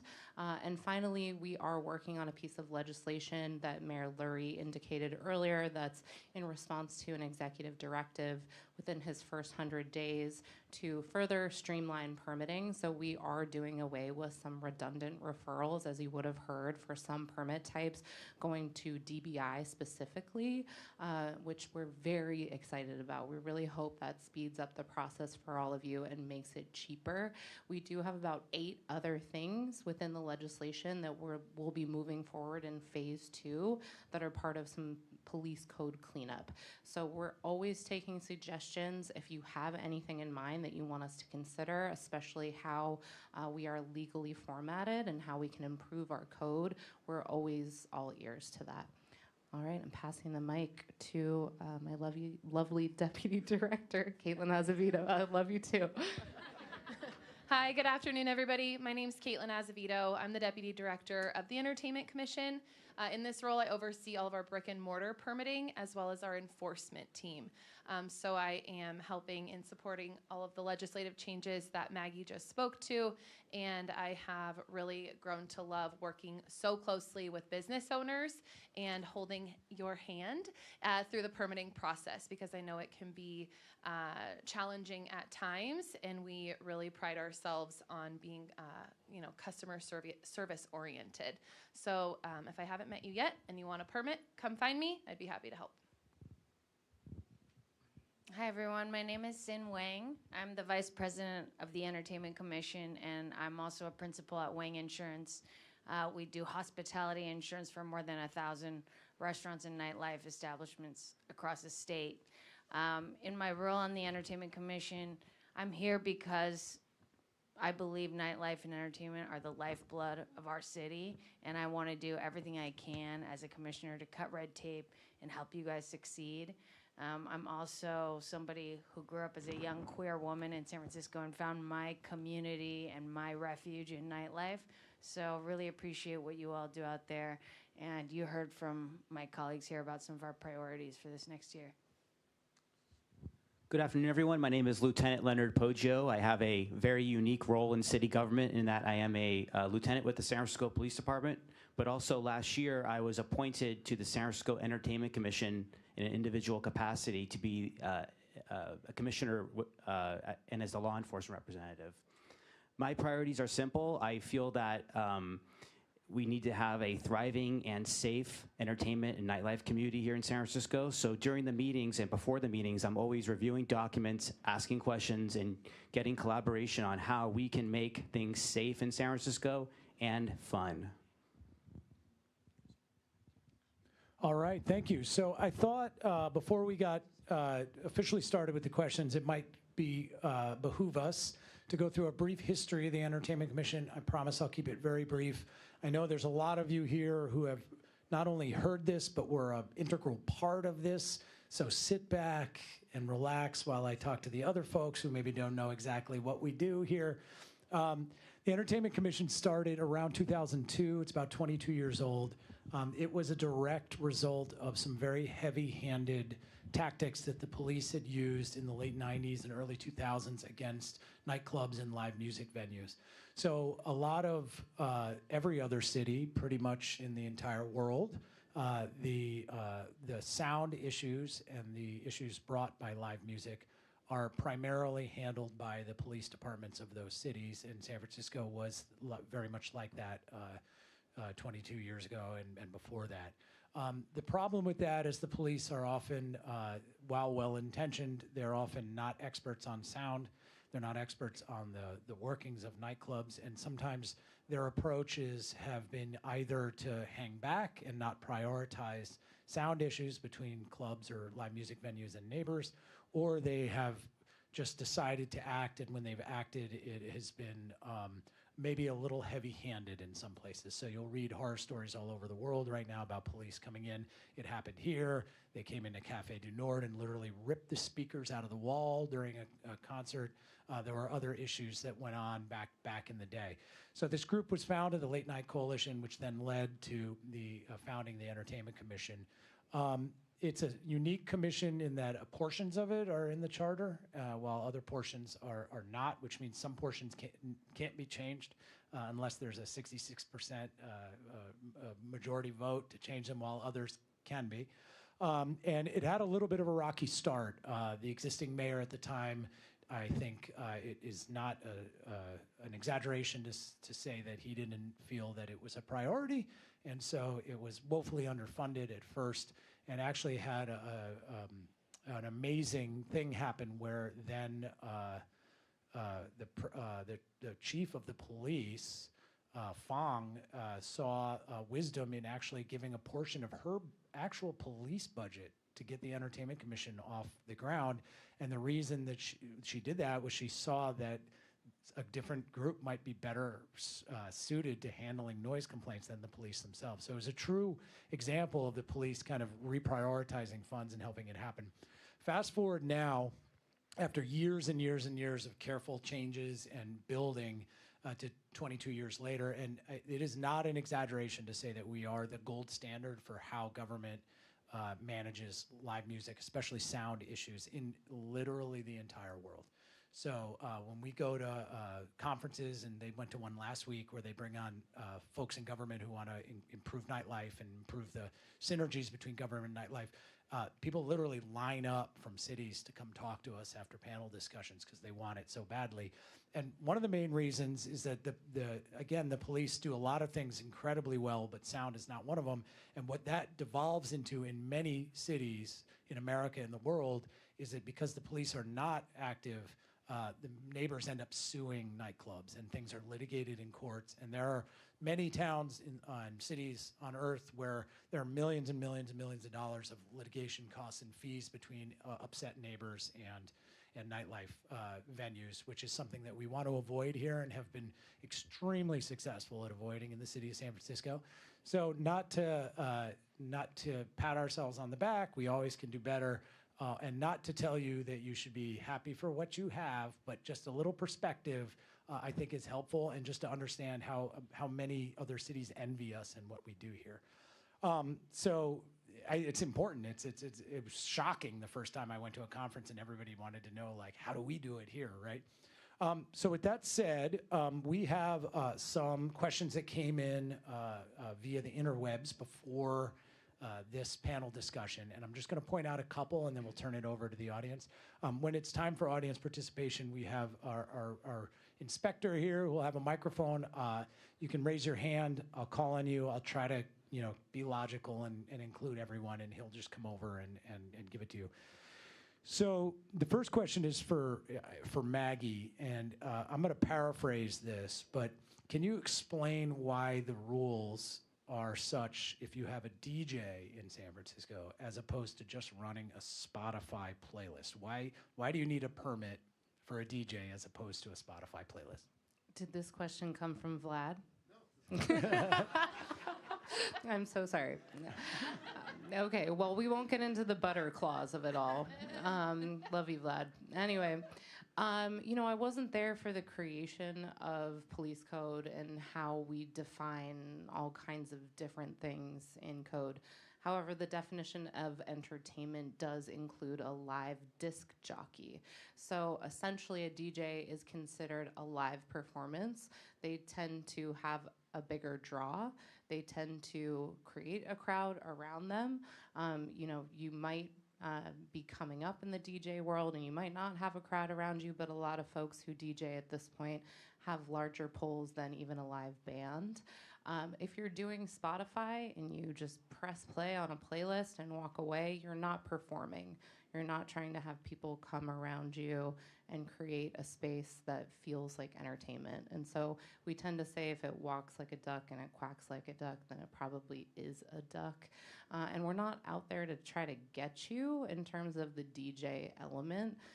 We're really just responding to complaints in real time. So for all of you that have a permit, you're good to go. We go out and inspect. We check on compliance with your sound levels. We make sure that you're not exceeding your allowable hours of entertainment operation. And for those that we come out and you don't have a permit, we take an educational approach on how to get one. So it's not meant to be punitive. We're always open to looking at how to better define this. But quite frankly, I do believe that a DJ is a performance. So if anything, we'll probably just want to make that more definitive in code about specifically what that looks like. Does that answer? Yeah, I think that's great. I think also, like, we know when you have a DJ, when you have a band, it brings along all sorts of things that most places that are on Spotify playlists don't have. So crowds outside, lines, ticket sales in many cases. And so with that comes responsibility, and that was kind of why the impetus behind why that was put in. All right, the next question is going to be for Commissioner Wang. And so I am citing the survey we just put out, which had a pretty decent response from permit holders. And one question was, rank the challenges to successfully operating your business in 2025. There were three top issues. The higher cost of goods at 36.9%. The higher cost of labor. This is the number of respondents who weighed in. The higher cost of labor was 37.8%. And at a whopping 46.8%, the higher cost of commercial insurance made its way into the #1 spot for the first time in the history of our survey. Sin, what the hell is going on with insurance? Why is this happening? And how do you fix it for all of us? Wow, thank you. Well, most of you have been reading the news. California is in a broader insurance crisis statewide, not just having to do with nightlife. Insurance companies are operating at a loss in the last few years in this state, and in the end of the day, they are private companies that want to make money.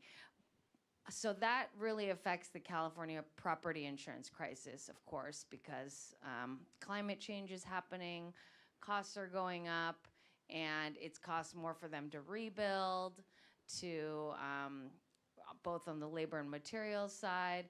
And there's a lot of legislative friction in terms of getting rate increases from the California Insurance Commissioner.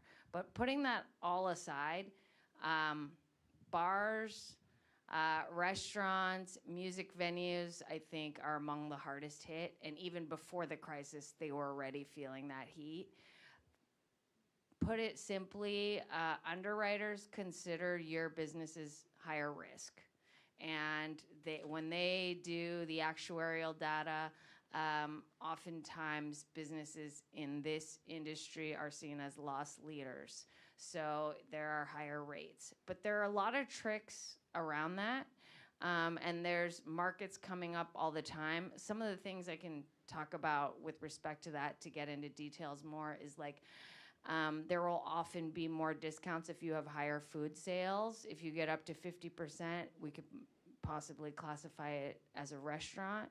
When you have more live music performances, you could look at reclassifying your bar more as a music venue. There's special programs for that with discounts.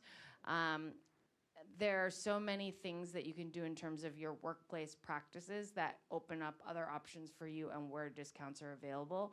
So get a really good agent, talk to them about your operations, and think through classifications and things that you may not have considered in the past, especially when you're looking at the percentage of liquor sales. Obviously, usually when you hit over the 40-45% liquor sales versus proportion to food is where the higher rates come in. Look at where you put your how you classify your sales for like private events and stuff like that. There are ways to get creative around getting lower rates. But that said, statewide, I think we need some legislative intervention. Like your senators, your assembly people, the governor, they need to know that the cost of insurance cannot be increasing at this rate. It's just not sustainable for business owners. I'm a small business owner too. It's horrifying for me to go to one of my clients who's a bar owner and say, oh, your rates have doubled this year, and there's like not much we can do and not many people writing your business. So do talk to your legislators. They need to know how tough it is for small business owners, and we need some legislation to manage these costs. All right, thank you. And I think the one thing that I learned is we had a long-time insurance broker who was kind of a friend of ours, and I didn't realize that I could ask for a second opinion, kind of like with a doctor. I just kind of took everything that person said.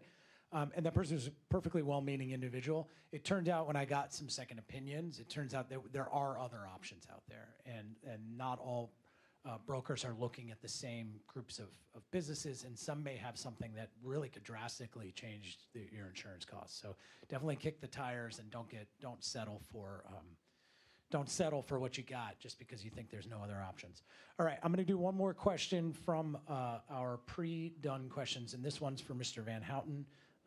And that is, this came up a lot actually, and it comes up a lot, which is it does seem that the city, when they are trying to help, they focus so much on getting new businesses open, and there's very little assistance or help for existing businesses that are out there. And this comes up a lot when my conversations comes up with what I hear.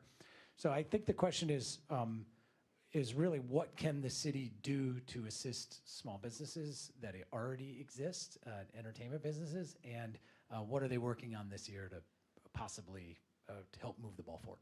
Yeah, that's a great question. That's one that I hear all the time as well. And I guess my personal perspective is we need both new businesses and existing businesses to thrive, because collectively, this is a hard industry to launch a business in, and this is a hard industry to stay in business in. So we need to have strategies for both new businesses and existing businesses. And some of our grant programs are for, will benefit new businesses. Others will also benefit existing businesses. I was just talking with a business owner in the hall about the SF Shine's storefront improvement grants that are sometimes available through our office. I think that there is, when it comes to long-term sustainability, I have heard business owners say, and I think I'm open to the idea that one-off grant programs are not going to keep a business in business for the long term, right? Grant programs that are targeted and strategic and help you take risk, help you build new programs, build the new opportunities, that makes a ton of sense to me. But in terms of long-term sustainability, I think we need to look at the costs, what the city is charging you to be in business, the expenses and the time that you are taking to comply with city requirements, and then how we can support and nurture the growth of your business. So things like the adoption of Prop M last year, right, which is changing the tax structures to the benefit of nightlife and entertainment, increasing the small business exemption to our taxes, doubling it, right, from 2.5 to 5 million. Starting next year, license fees for all the licenses that nightlife and entertainment businesses have to pay. Those annual license fees are going to be waived as part of that restructuring. That's one element of it, and I think that there is certainly more we can do to get out of the way to support new revenue opportunities. I mean, that's one of the reasons why I think entertainment zones are interesting, because it's really government taking a step back, working with operators so that operators can come up with new revenue strategies.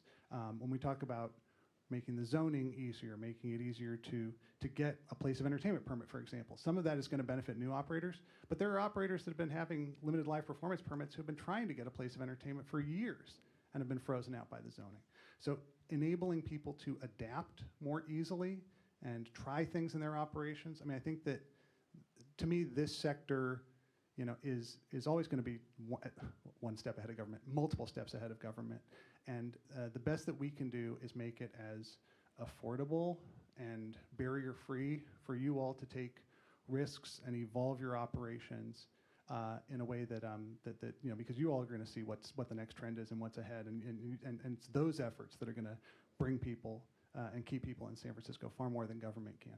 So I certainly think that as we continue to move forward, hearing about pain points for existing businesses, I hear about new challenges all the time, which is maybe someday we'll get to a point where there are no new challenges. But as it is right now, I think it's really critical to hear from all of you and engage with all of you, because I think there's a ton of momentum. I mean, from the mayor on down, there's a very clear direction that San Francisco is open for business, and that doesn't mean just new business. That means we're open for existing businesses, and you all are going to be critical to our recovery. So yeah, I think it's complicated, and but we're working hard to create strategies for everybody.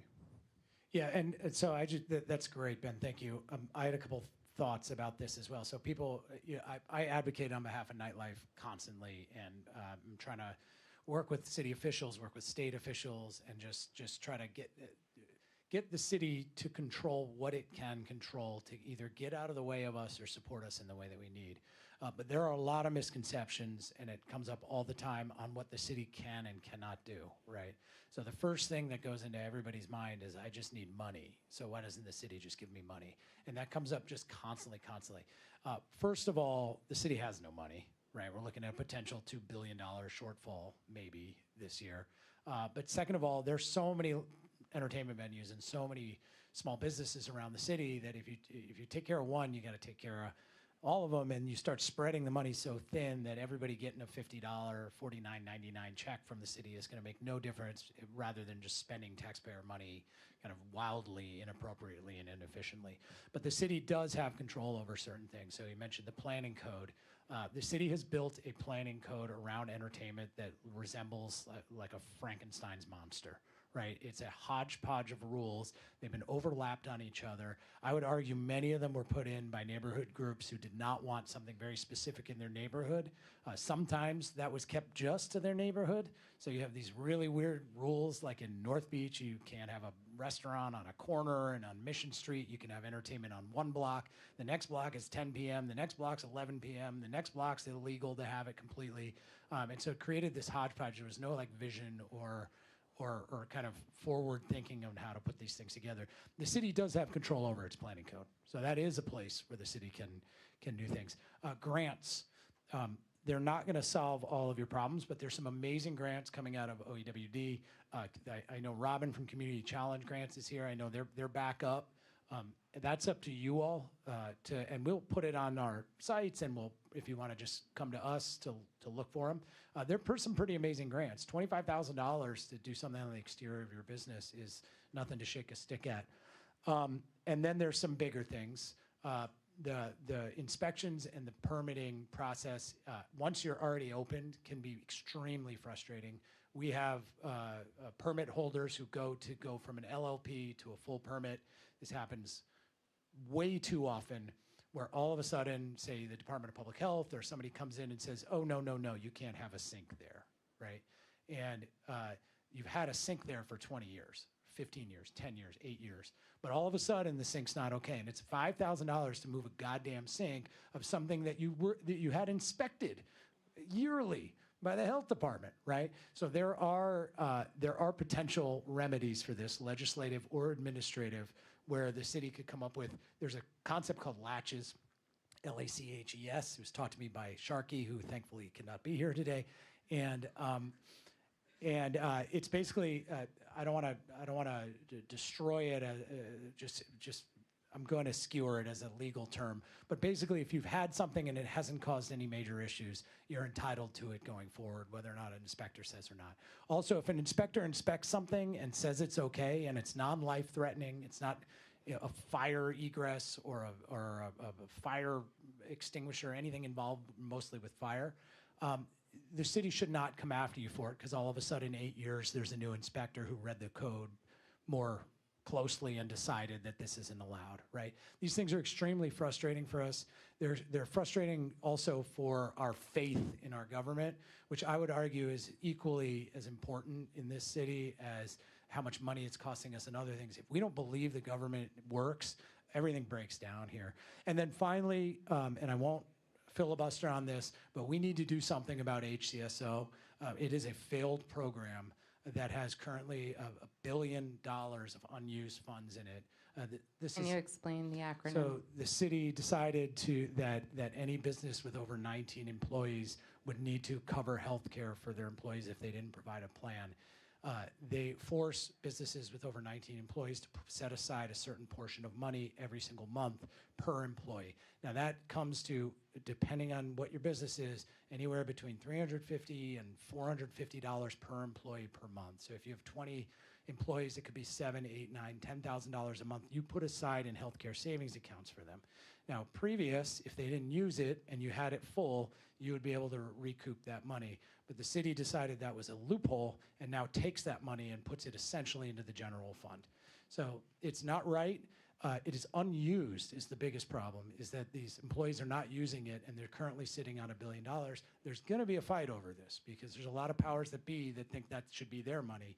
But as far as I'm concerned, much of that money, especially for the smaller business, was taken from small businesses and not used and should either be returned or be spent on things for small businesses. So that's something to keep your eyes and ears open for. I know there's some conversations about it. It's a very, very hot, messy process. There's a lot of very, very strong opinions on it.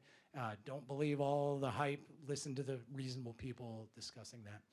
So I filibustered a bit on those things, but I would encourage you all to both keep perspective on what the city can and cannot do and what it's good at and what it shouldn't be in the business of, and also to go out and look for those grants, everyone. They're out there and you should take advantage of them.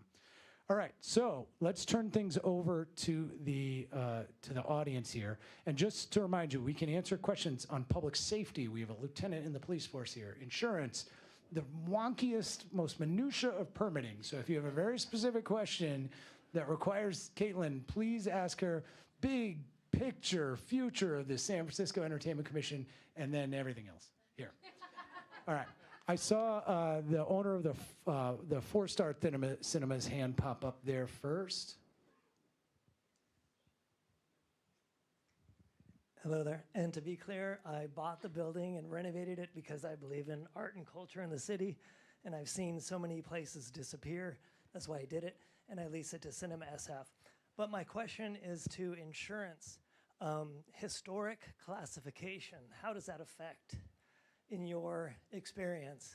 Because right now, right now the city, it's a little schizophrenic. They're trying to do Historic Preservation Commission versus upzoning, and it's putting buildings like mine in the crosshairs to make it further unaffordable to continue.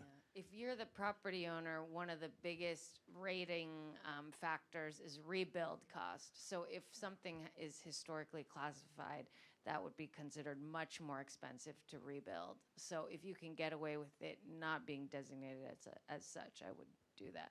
Yeah, but the city right now is almost forcing buildings in their opposition of upzoning. And I'm not promoting upzoning. That's not what I'm trying to say here. But I think that buildings that do contribute to art and culture need a different classification to save them, and also incentive for people to buy these things, like an opportunity zone where it makes sense for somebody to buy a theater, hold on to it for 10 years and get out of it without capital gains, and that's how they make money, because you're not making money monthly on art. It's just how it goes. Absolutely. Yeah. Yeah. So, and you should feed back to the Historic Preservation Commission, because they're moving forward without even talking to building owners. Right. And And they're they're really- just going to add on costs. They're really going to kind of suffocate the survival, and a business should not rely on donation and grants for its sustainability. Yeah. All right. Thank you, Vince. I forgot to say, too, when you are speaking, please state your name first. All right. I'm going to start with this gentleman, or next to this gentleman here with the glasses.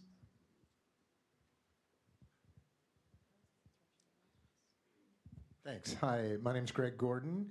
I'm here with a new venture coming to the Pier 70 in specific. I'm asking about, this is specifically about the permitting process that we're engaged with. I know I've spoken with Ben and several of you about what we're up to as we prepare to put an immersive entertainment park on the waterfront. And my question is really about how you engage with the port, and what's the crossover that we should be concerned about in terms of how we permit for our events, and as well as, you know, I think my partner here, Sean, wants to talk about also permitting for all ages events in conjunction with overage events as well. So it's kind of a twofold question, and then I'm going to tack one more on the back end of that. Is it something that we could consider in terms of creating an entertainment zone out there on the waterfront for something like this as well? So I don't know who, if Caitlin, you want to tackle that first. Sure. Okay, I can thanks. speak to the permitting aspect of it. So for brick and mortar businesses, there is an MOU established with the port, and they are the land use authority. So they give the permission to do the activity. Oh, port commission. Well, no, it's there. Okay, thank you. Okay, so sorry, Stephen. The port gives the authority to have the use in the space, right, through a lease agreement. And then once that has been approved, you are able to apply for a permit through our office, and you would go through the same public permitting process. But rather than me sending the referral to the planning department, I'd send it to the port, and they would be the ones to approve that.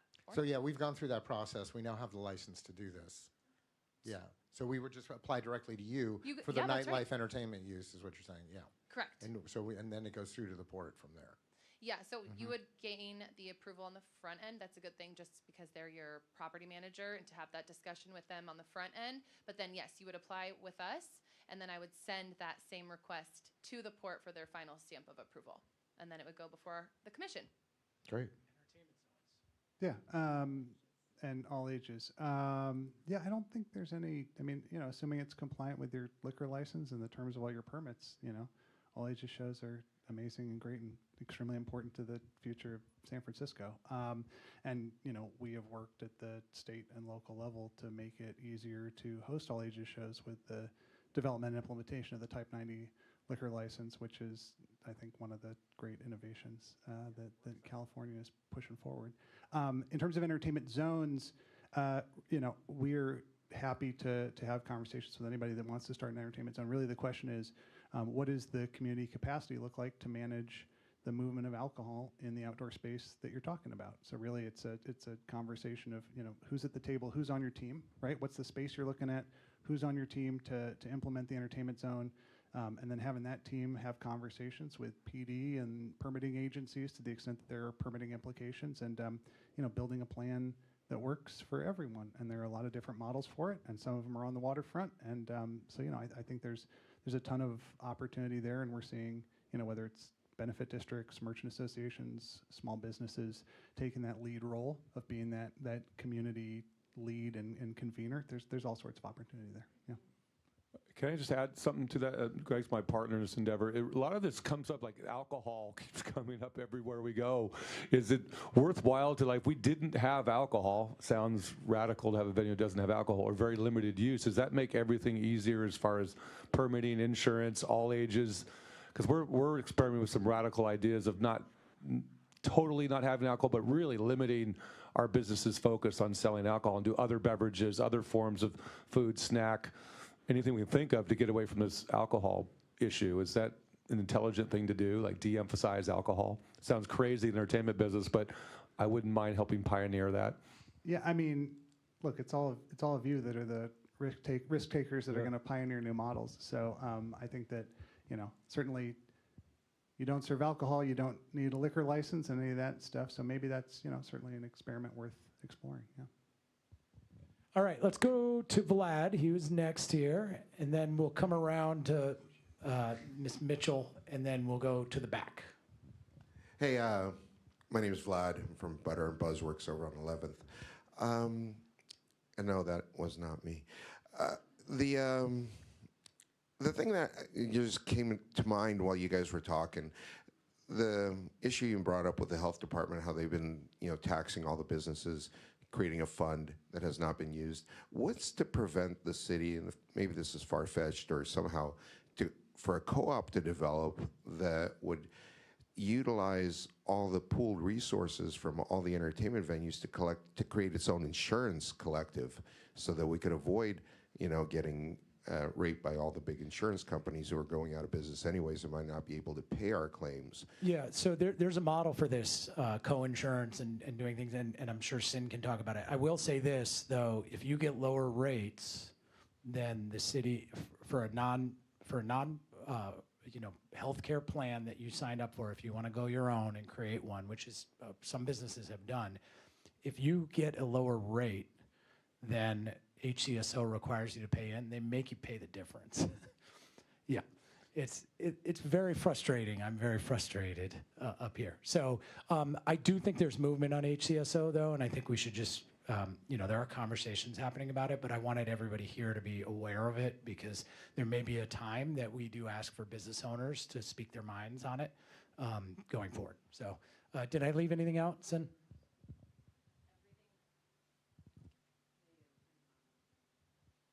Hello. Oh, yes. So HCSO was designed pre-Obamacare, Pre-Affordable Health Care Act, and it's still on the books. There's not really much reason for that. But Ben is right. Whatever you end up paying at the end of the year, you have to reconcile with the requirements of HCSO and pay the difference. So until that's off the books, there's not really much room for alternatives, unfortunately. All right, let's keep this moving. We'll go over to Megan.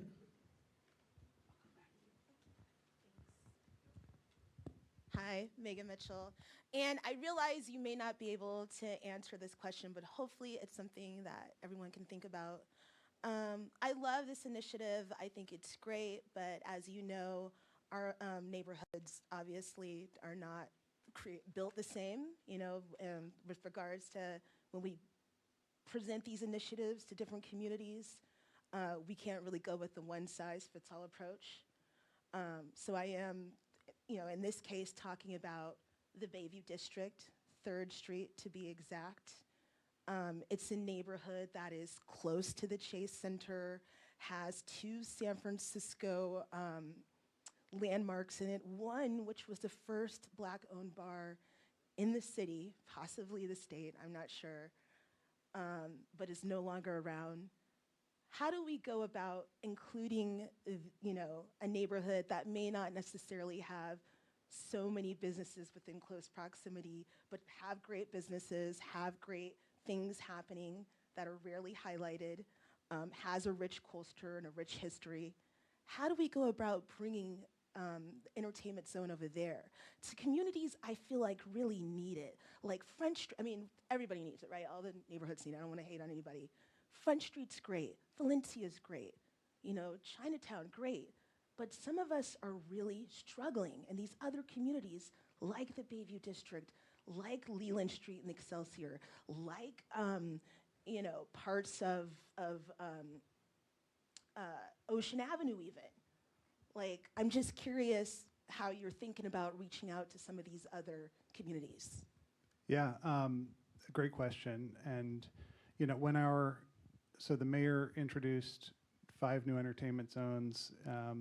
The board approved it unanimously for the second time last week, 2 weeks ago. But when it was at committee, in advance of it being at committee, but at committee, Supervisor Walton duplicated the file because his office had already reached out to say, hey, we need to think about entertainment zones in Bayview. So we should absolutely follow up offline, but we've been having really good conversations about what would entertainment zones be like in Bayview, and I think there's a lot of opportunity that I would love to continue to work on, and so nothing to announce just yet, but good momentum, and it's the right question to ask, right? That we need. So I think strategies, things like entertainment zones, you have to pair that with, okay, what are the other tools? What are the other opportunities out there? So whether that's MTA fee waivers for community outdoor events, right? Have that be a tool. Neighborhood liquor licenses, Type 87 licenses, which are helping to seed those opportunities on Leland and elsewhere. And there's still some of those licenses. There's going to be more of those licenses coming online later this year. So I think looking at the whole universe of tools and how we can position them together to provide that support to community and then work in partnership with community is of critical importance. Thank you. And I just wanted to say one more thing. I think grants are great, but I also hope that we can think more about the grant process. This may be something that's not necessarily in your control, but a lot of these businesses are not equipped to apply for these grants, put the money up, and then have someone reimburse them 8 months later. It just puts them in a really bad position, especially when it comes to paying like outside vendors and things like that. When you're waiting for a reimbursement, it's really tough. So hopefully while we're having these conversations about cutting red tape, then we can create a situation where the refunding of grants comes back a lot quicker. Yeah, I think it's a great point. Thank you. Okay, I'm going to move things to the back of the room, but first, we haven't heard from Commissioner Poggio. Does anybody have a specific question around public safety? All right, I've got 2 hands. Let's start over here.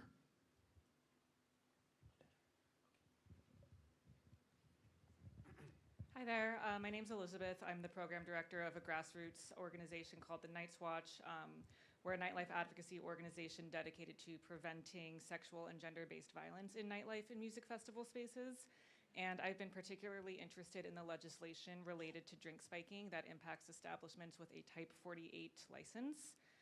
So now that these establishments are required to carry drug testing devices, call law enforcement or emergency medical services under certain circumstances, and as of July 1st carry drink coverings, I am wondering how and or whether the Entertainment Commission is going to formally respond in the form of related outreach or education, not only with venue operators and staff, but also the general public that are patronizing these establishments. I understand that downtown revitalization is a big priority. I know that everyone is in agreement that nightlife plays an enormous role in that. And I can't help but feel that there is a link between an increased perception of safety as it relates to sexualized violence and increased revenue. And as a patron, first and foremost, I'll speak for myself, and I'll share that I would personally feel a lot more confident, a lot safer, and a lot more compelled to go out regularly if I knew that the staff was trained in preventing and responding to how sexualized violence manifests in nightlife beyond drink spiking. So my question is, how will the Entertainment Commission support establishments and patrons in terms of outreach, education, and prevention opportunities related to the new drink spiking laws? Let me address first the part about the safety, and then I'll let the Entertainment Commission staff address about the initiatives they're going to be taking. But I always say that it's one thing to be safe, it's another thing to feel safe. And that's what we have to do in city government, not just in the police department, but with the Entertainment Commission. We have to have people, it's one thing to regurgitate crime stats and say, look, nothing's going to happen, or the chances are 1 in a million, or whatever. We have to have people feel safe. And so that's one of the priorities I have on the on the Entertainment Commission, is ensuring that when people come out to San Francisco, because we know if one thing happens in the city, it's regurgitated all over the world, right? If someone gets hurt out here that's a tourist, it's going to be all over the news, and that's going to paint the narrative that a place is unsafe, that don't come out here. So when law enforcement, for example, plans an event, we oftentimes staff it with law enforcement officers, not just to attend to the problems that we're going to have, but also so that people feel safe. I'll let the staff get into the initiative. Yeah. Elizabeth, thank you so much for asking that question. And we knew this was coming just because my predecessor, Jocelyn Kane, I know is working with you on this. So we've invited her to attend an upcoming commission hearing on this. We would love for you to join her if you're interested, just so that we can have not only an information session, but be able to roll out a plan in which we're educating all of our permit holders on this via our newsletter channels, social media, going out in person with our inspectors and educating business owners in person around compliance with this. This is also something we would consider adding to our good neighbor policy. We're always open to expanding that for any best practices. This is definitely going to be a collaborative effort with the Department of Public Health. We do have a health representative on our commission too, Laura Thomas. I don't know if Laura is still here. Okay, great. And so I know Laura will be a strong advocate and partner in this rollout. We also do have a strong relationship with our local ALU, which is the liaison with ABC, to help make this happen. And it is a short window, so we are going to need to work collaboratively on this. Thank you so much for being brave and bringing it to this group. It's good for folks here to hear that this is coming down the pike, and this is something we need to take seriously. Thank you. Yep. All right. Let's go to the way, way back. We got time for about 2 more questions. By the way, before you go, if anybody is getting frustrated and didn't have time to ask a question, we'll be available right after this, and also at the happy hour at Smuggler's Cove directly after this. But we'll be outside here, so just come and ask us in person, and we'll do our best to answer it. Go happy hour. This is Patricia from the chapel and the mission, and it's specifically about last year. I feel like this conference was all about public safety, and we've come so far, and I really love how downtown is revitalized, but like for us in the mission, the BART plazas are still an absolute shit show. And it's like, I sell private events. I tell my clients not to take BART. I don't take BART. And, we had a lot of drama with the bike lane and the parking. We barely have any parking. We are relying on BART, and it's not safe. It's not safe for women. It's not safe for anyone who comes here internationally, too. We have FIFA coming in. We have the Super Bowl coming in. That's the first thing people see. And I would hate that we only clean this up when we have these big events, kind of what we saw for APAC. But then the day-to-day, our workers take BART. Everyone takes BART. And I just want to see what the ideas are for like the day-to-day. No, absolutely. So I know one of the things the department is doing is focusing greatly on officers being out there and engaging with the community. For example, I know 16th and Mission, there's the command van that's there, which is a van that is we use it for major events. We also use it for almost as like a police substation. And the great thing about that van, as a supervisor within the San Francisco Police Department, I can tell you that it has to be staffed 100% of the time. So it's a great way of ensuring that there's an officer there at any given time, an officer that can take a report, that can intercede in anything. We oftentimes get people will raise the issue, during any major event, whether it's Pride or APEC or the NBA All-Star Game. Hey, wow, look at all these officers that are here. Why can't we do this all the time? Of course, staffing is a finite resource in the department, but it's something that, having officers that are present is an important thing, and it's something that, is being prioritized currently in city government. And I also appreciate the comment that, a year ago, we were having a lot different conversation. We had a whole panel that was dedicated to public safety, and now we obviously are other issues that we're addressing. So thank you. Yeah, and I will say just anecdotally, I think we all saw that the resources kind of started at the Tenderloin, it appeared, with the new mayor. Even the previous mayor had started to work on that. And then it kind of moved to 6th and Mission, where kind of people got pushed away. And then they kind of did a little bit of a job on 6th and Mission, and it appears that then you squeeze the toothpaste tube and it moved to 16th and Mission instead. I've had many, many conversations with this administration, both the mayor and people who work with the mayor. And I will say I take them at their word that they're not done, that they're going to continue this push. Personally, wouldn't surprise me if we saw real movement on the 16th and Mission corridor very, very soon, because they are very aware that that is occurring down there. All right, we have time for one more question. Let's wait. I thought we go till 4. 2 more questions. 2 more questions. All right. So let's go with former Commissioner Torres. He's right there. Thank you, President Blyman, commissioners, staff. It was brought up earlier.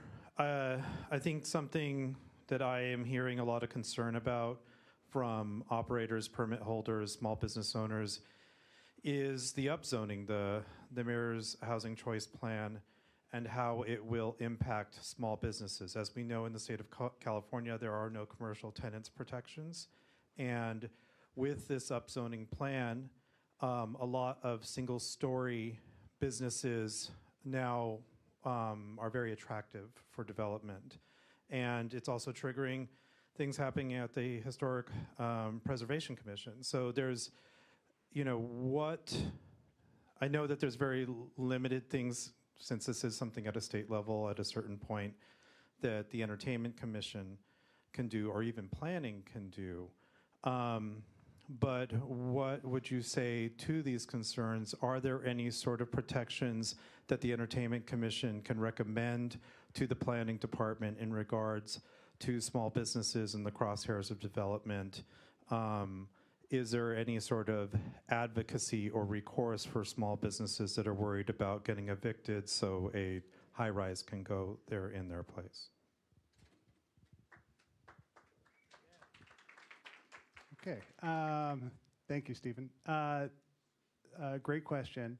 And I am not a subject matter expert on the, as somebody who gets to be very much a subject matter in the Byzantine zoning of nightlife and entertainment, I am not a subject matter expert on anything housing. But I think, to the extent that the Entertainment Commission or our office are always thinking about strategies to support and assist existing business owners as they navigate any of the challenges in front of them. But let's follow up offline. Be happy to discuss this more.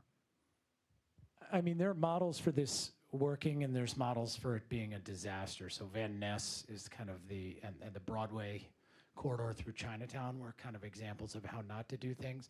I am noticing they're working on Geary lately, and they're not doing everything everywhere all at once. And this is more streetscape changes. It's more a little bit here, a little bit there. It does appear to have less of an impact. I'm not saying that's a solution by any means.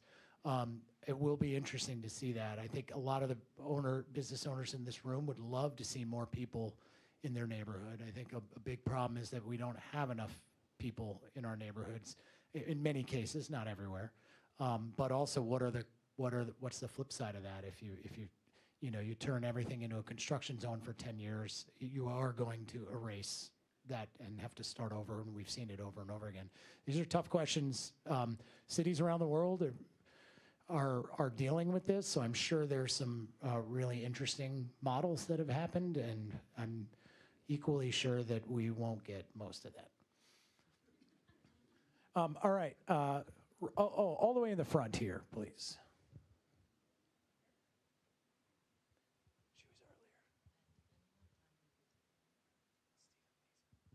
Hello, my name is Tisha.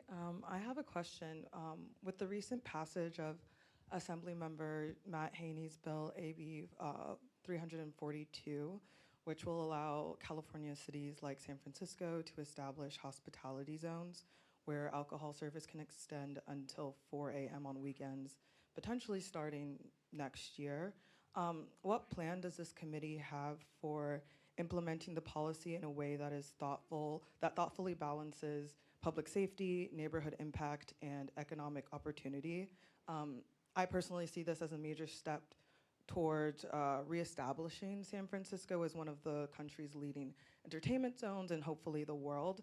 But how do we ensure that, like, let's say in 5 years, even San Franciscans that don't normally engage in nightlife can look back on this as a smart, well-executed catalyst for the city's revitalization post-COVID and not a rollout that we'll look back on with regret? Sure. So I'm going to start with a little backup here, because so a group I founded called California Nightlife Association, CalNight. You can look us up, www.calnight.com. We're the main sponsor on this bill. So this is our bill this year, working with Assemblymember Haney. So this bill's a little different than the last 4 or 5 times we've tried this. This allows cities across California, no individual carve-outs or pilot programs, to establish hospitality zones. Within these hospitality zones, the city can then also decide how many and what kind of regime they want around serving alcohol until 4 a.m. at max. Cutting off at 2 a.m. is a state law. It's, in my opinion, a one-size-fits-all law that's done great damage, especially to LA, San Francisco, Oakland, Sacramento, San Diego, some of our larger, more world-class cities that we have here. It's only allowed on Fridays and Saturdays and special holidays, which can be designated. So that could be around the World Cup or around the Super Bowls, et cetera. We're also doing it differently this year in that we've gotten partners from across the state in downtown associations, in tourism industries, and hotels, while before it was a scrappy bunch of Scott Wiener and me and a bunch of drag queens out there being like, let's do this for San Francisco, which was great. It just, we never had the critical mass of support that we needed, in my opinion, to get it over the finish line. So if it passes, we've only passed the Governmental Operations Committee, or Governmental Organization Committee of the Assembly, which was the hardest committee that we're gonna face. If it does get to the governor's desk, the governor then decides to sign it or not. Nobody has any idea what he's going to do. He's not made any indications other than signing a very small one of these for the Clippers owners stadium last year, where there's just one space in the state of California. So that said, I'm very confident this year it's going to get to the governor's desk. If it does pass, it then goes to the city, and each city gets to decide, much like entertainment zones, within certain parameters of how it's going to look. We have an existing hospitality zone already. It's been on the books for a long time. Our definition in the bill of the hospitality zone is based on loosely on the definition of the hospitality zone that we already established. That stretches basically from Union Square to the Yerba Buena to the Moscone Center, and pretty much everything in between with some extensions on the side. You can look it up and see where it is. My guess would be that when the city decides to do this, it will focus on that area as a start. So there's a good chance that we'll have a couple, more than one, I hope, venues that will be the place, at least initially, that are allowed to serve legally until 4 a.m. And then from there, it would be built out. Entertainment zones, as it turns out, fairly popular. Cole Valley has an entertainment zone, which if you told me that before we did it, I would never have guessed in a million years. This won't quite be as popular, I don't think, with many of the neighborhoods, so it's going to have to be done a lot more carefully. In terms of how it's actually going to roll out, I would imagine a world, potentially, where the Entertainment Commission is the ones who grant those licenses. That seems logical to me, but we have no idea. And maybe Ben or Maggie can talk a little more about this. I mean, I would just say that the considerations that you highlighted in your question around bringing stakeholders together for a thoughtful, strategic implementation, and the bill anticipates, right? What are the resources needed, whether that's law enforcement resources or transportation resources or otherwise. That period, if it does get signed by the governor, that period between then and when the bill takes effect, I think it's currently July of next year, that's going to be the time to do that intensive sort of thinking at the outset. And I do think that the work the Entertainment Commission does and convenings like this, like bring everybody together and figure out what makes sense and figure out where there are resources and figure out where it's the right places to start and then expand from there so that it can be done thoughtfully. But that and extended hours is not going to be the solution for every business in San Francisco, but to the extent that, at least my perspective is, to the extent that that can be one of a array of things where there's an only in San Francisco experience that we can really successfully deliver for locals and for tourists, I think it's a really exciting opportunity. We can really talk, can't we? So we have like 30 seconds left of this summit. I did just want to say, in terms of 4 a.m., you will make your way before the Entertainment Commission in one way or the other. We might play a hand in figuring out the implementation, but you would need an extended hours premises permit from us to be able to operate after 2 a.m. You might already have one if you're in this room. So we can always discuss this more one-on-one, and any of your other burning questions that you might still have, all of us will be going to the happy hour. So let's start to make our way there. Can we just say, so the happy hour is at Smuggler's Cove. Smuggler's Cove. Which is on Goff and Fulton. Goff and McAllister. They're opening an hour. But Fulton's the next one down. It's closer to McAllister. I just parked on Fulton the other day. It's totally fine. So, and we will be, they opened an hour early for us, so we get but it is a public event. Anybody's welcome. But You just have to be 21. if you've ever been there, there tends to be a line forming for the 5 o'clock opening. So I would encourage everyone to get there, move in that direction now, because otherwise you'll be with the common folk who just want to go there and not this special group of people. We appreciate all of you so much. Thank you so much for being here. Give yourself a round of applause, please. Yeah. And thank you to our panelists, my colleagues. I love you all. All right, we'll see you next year, and we'll see you at happy hour.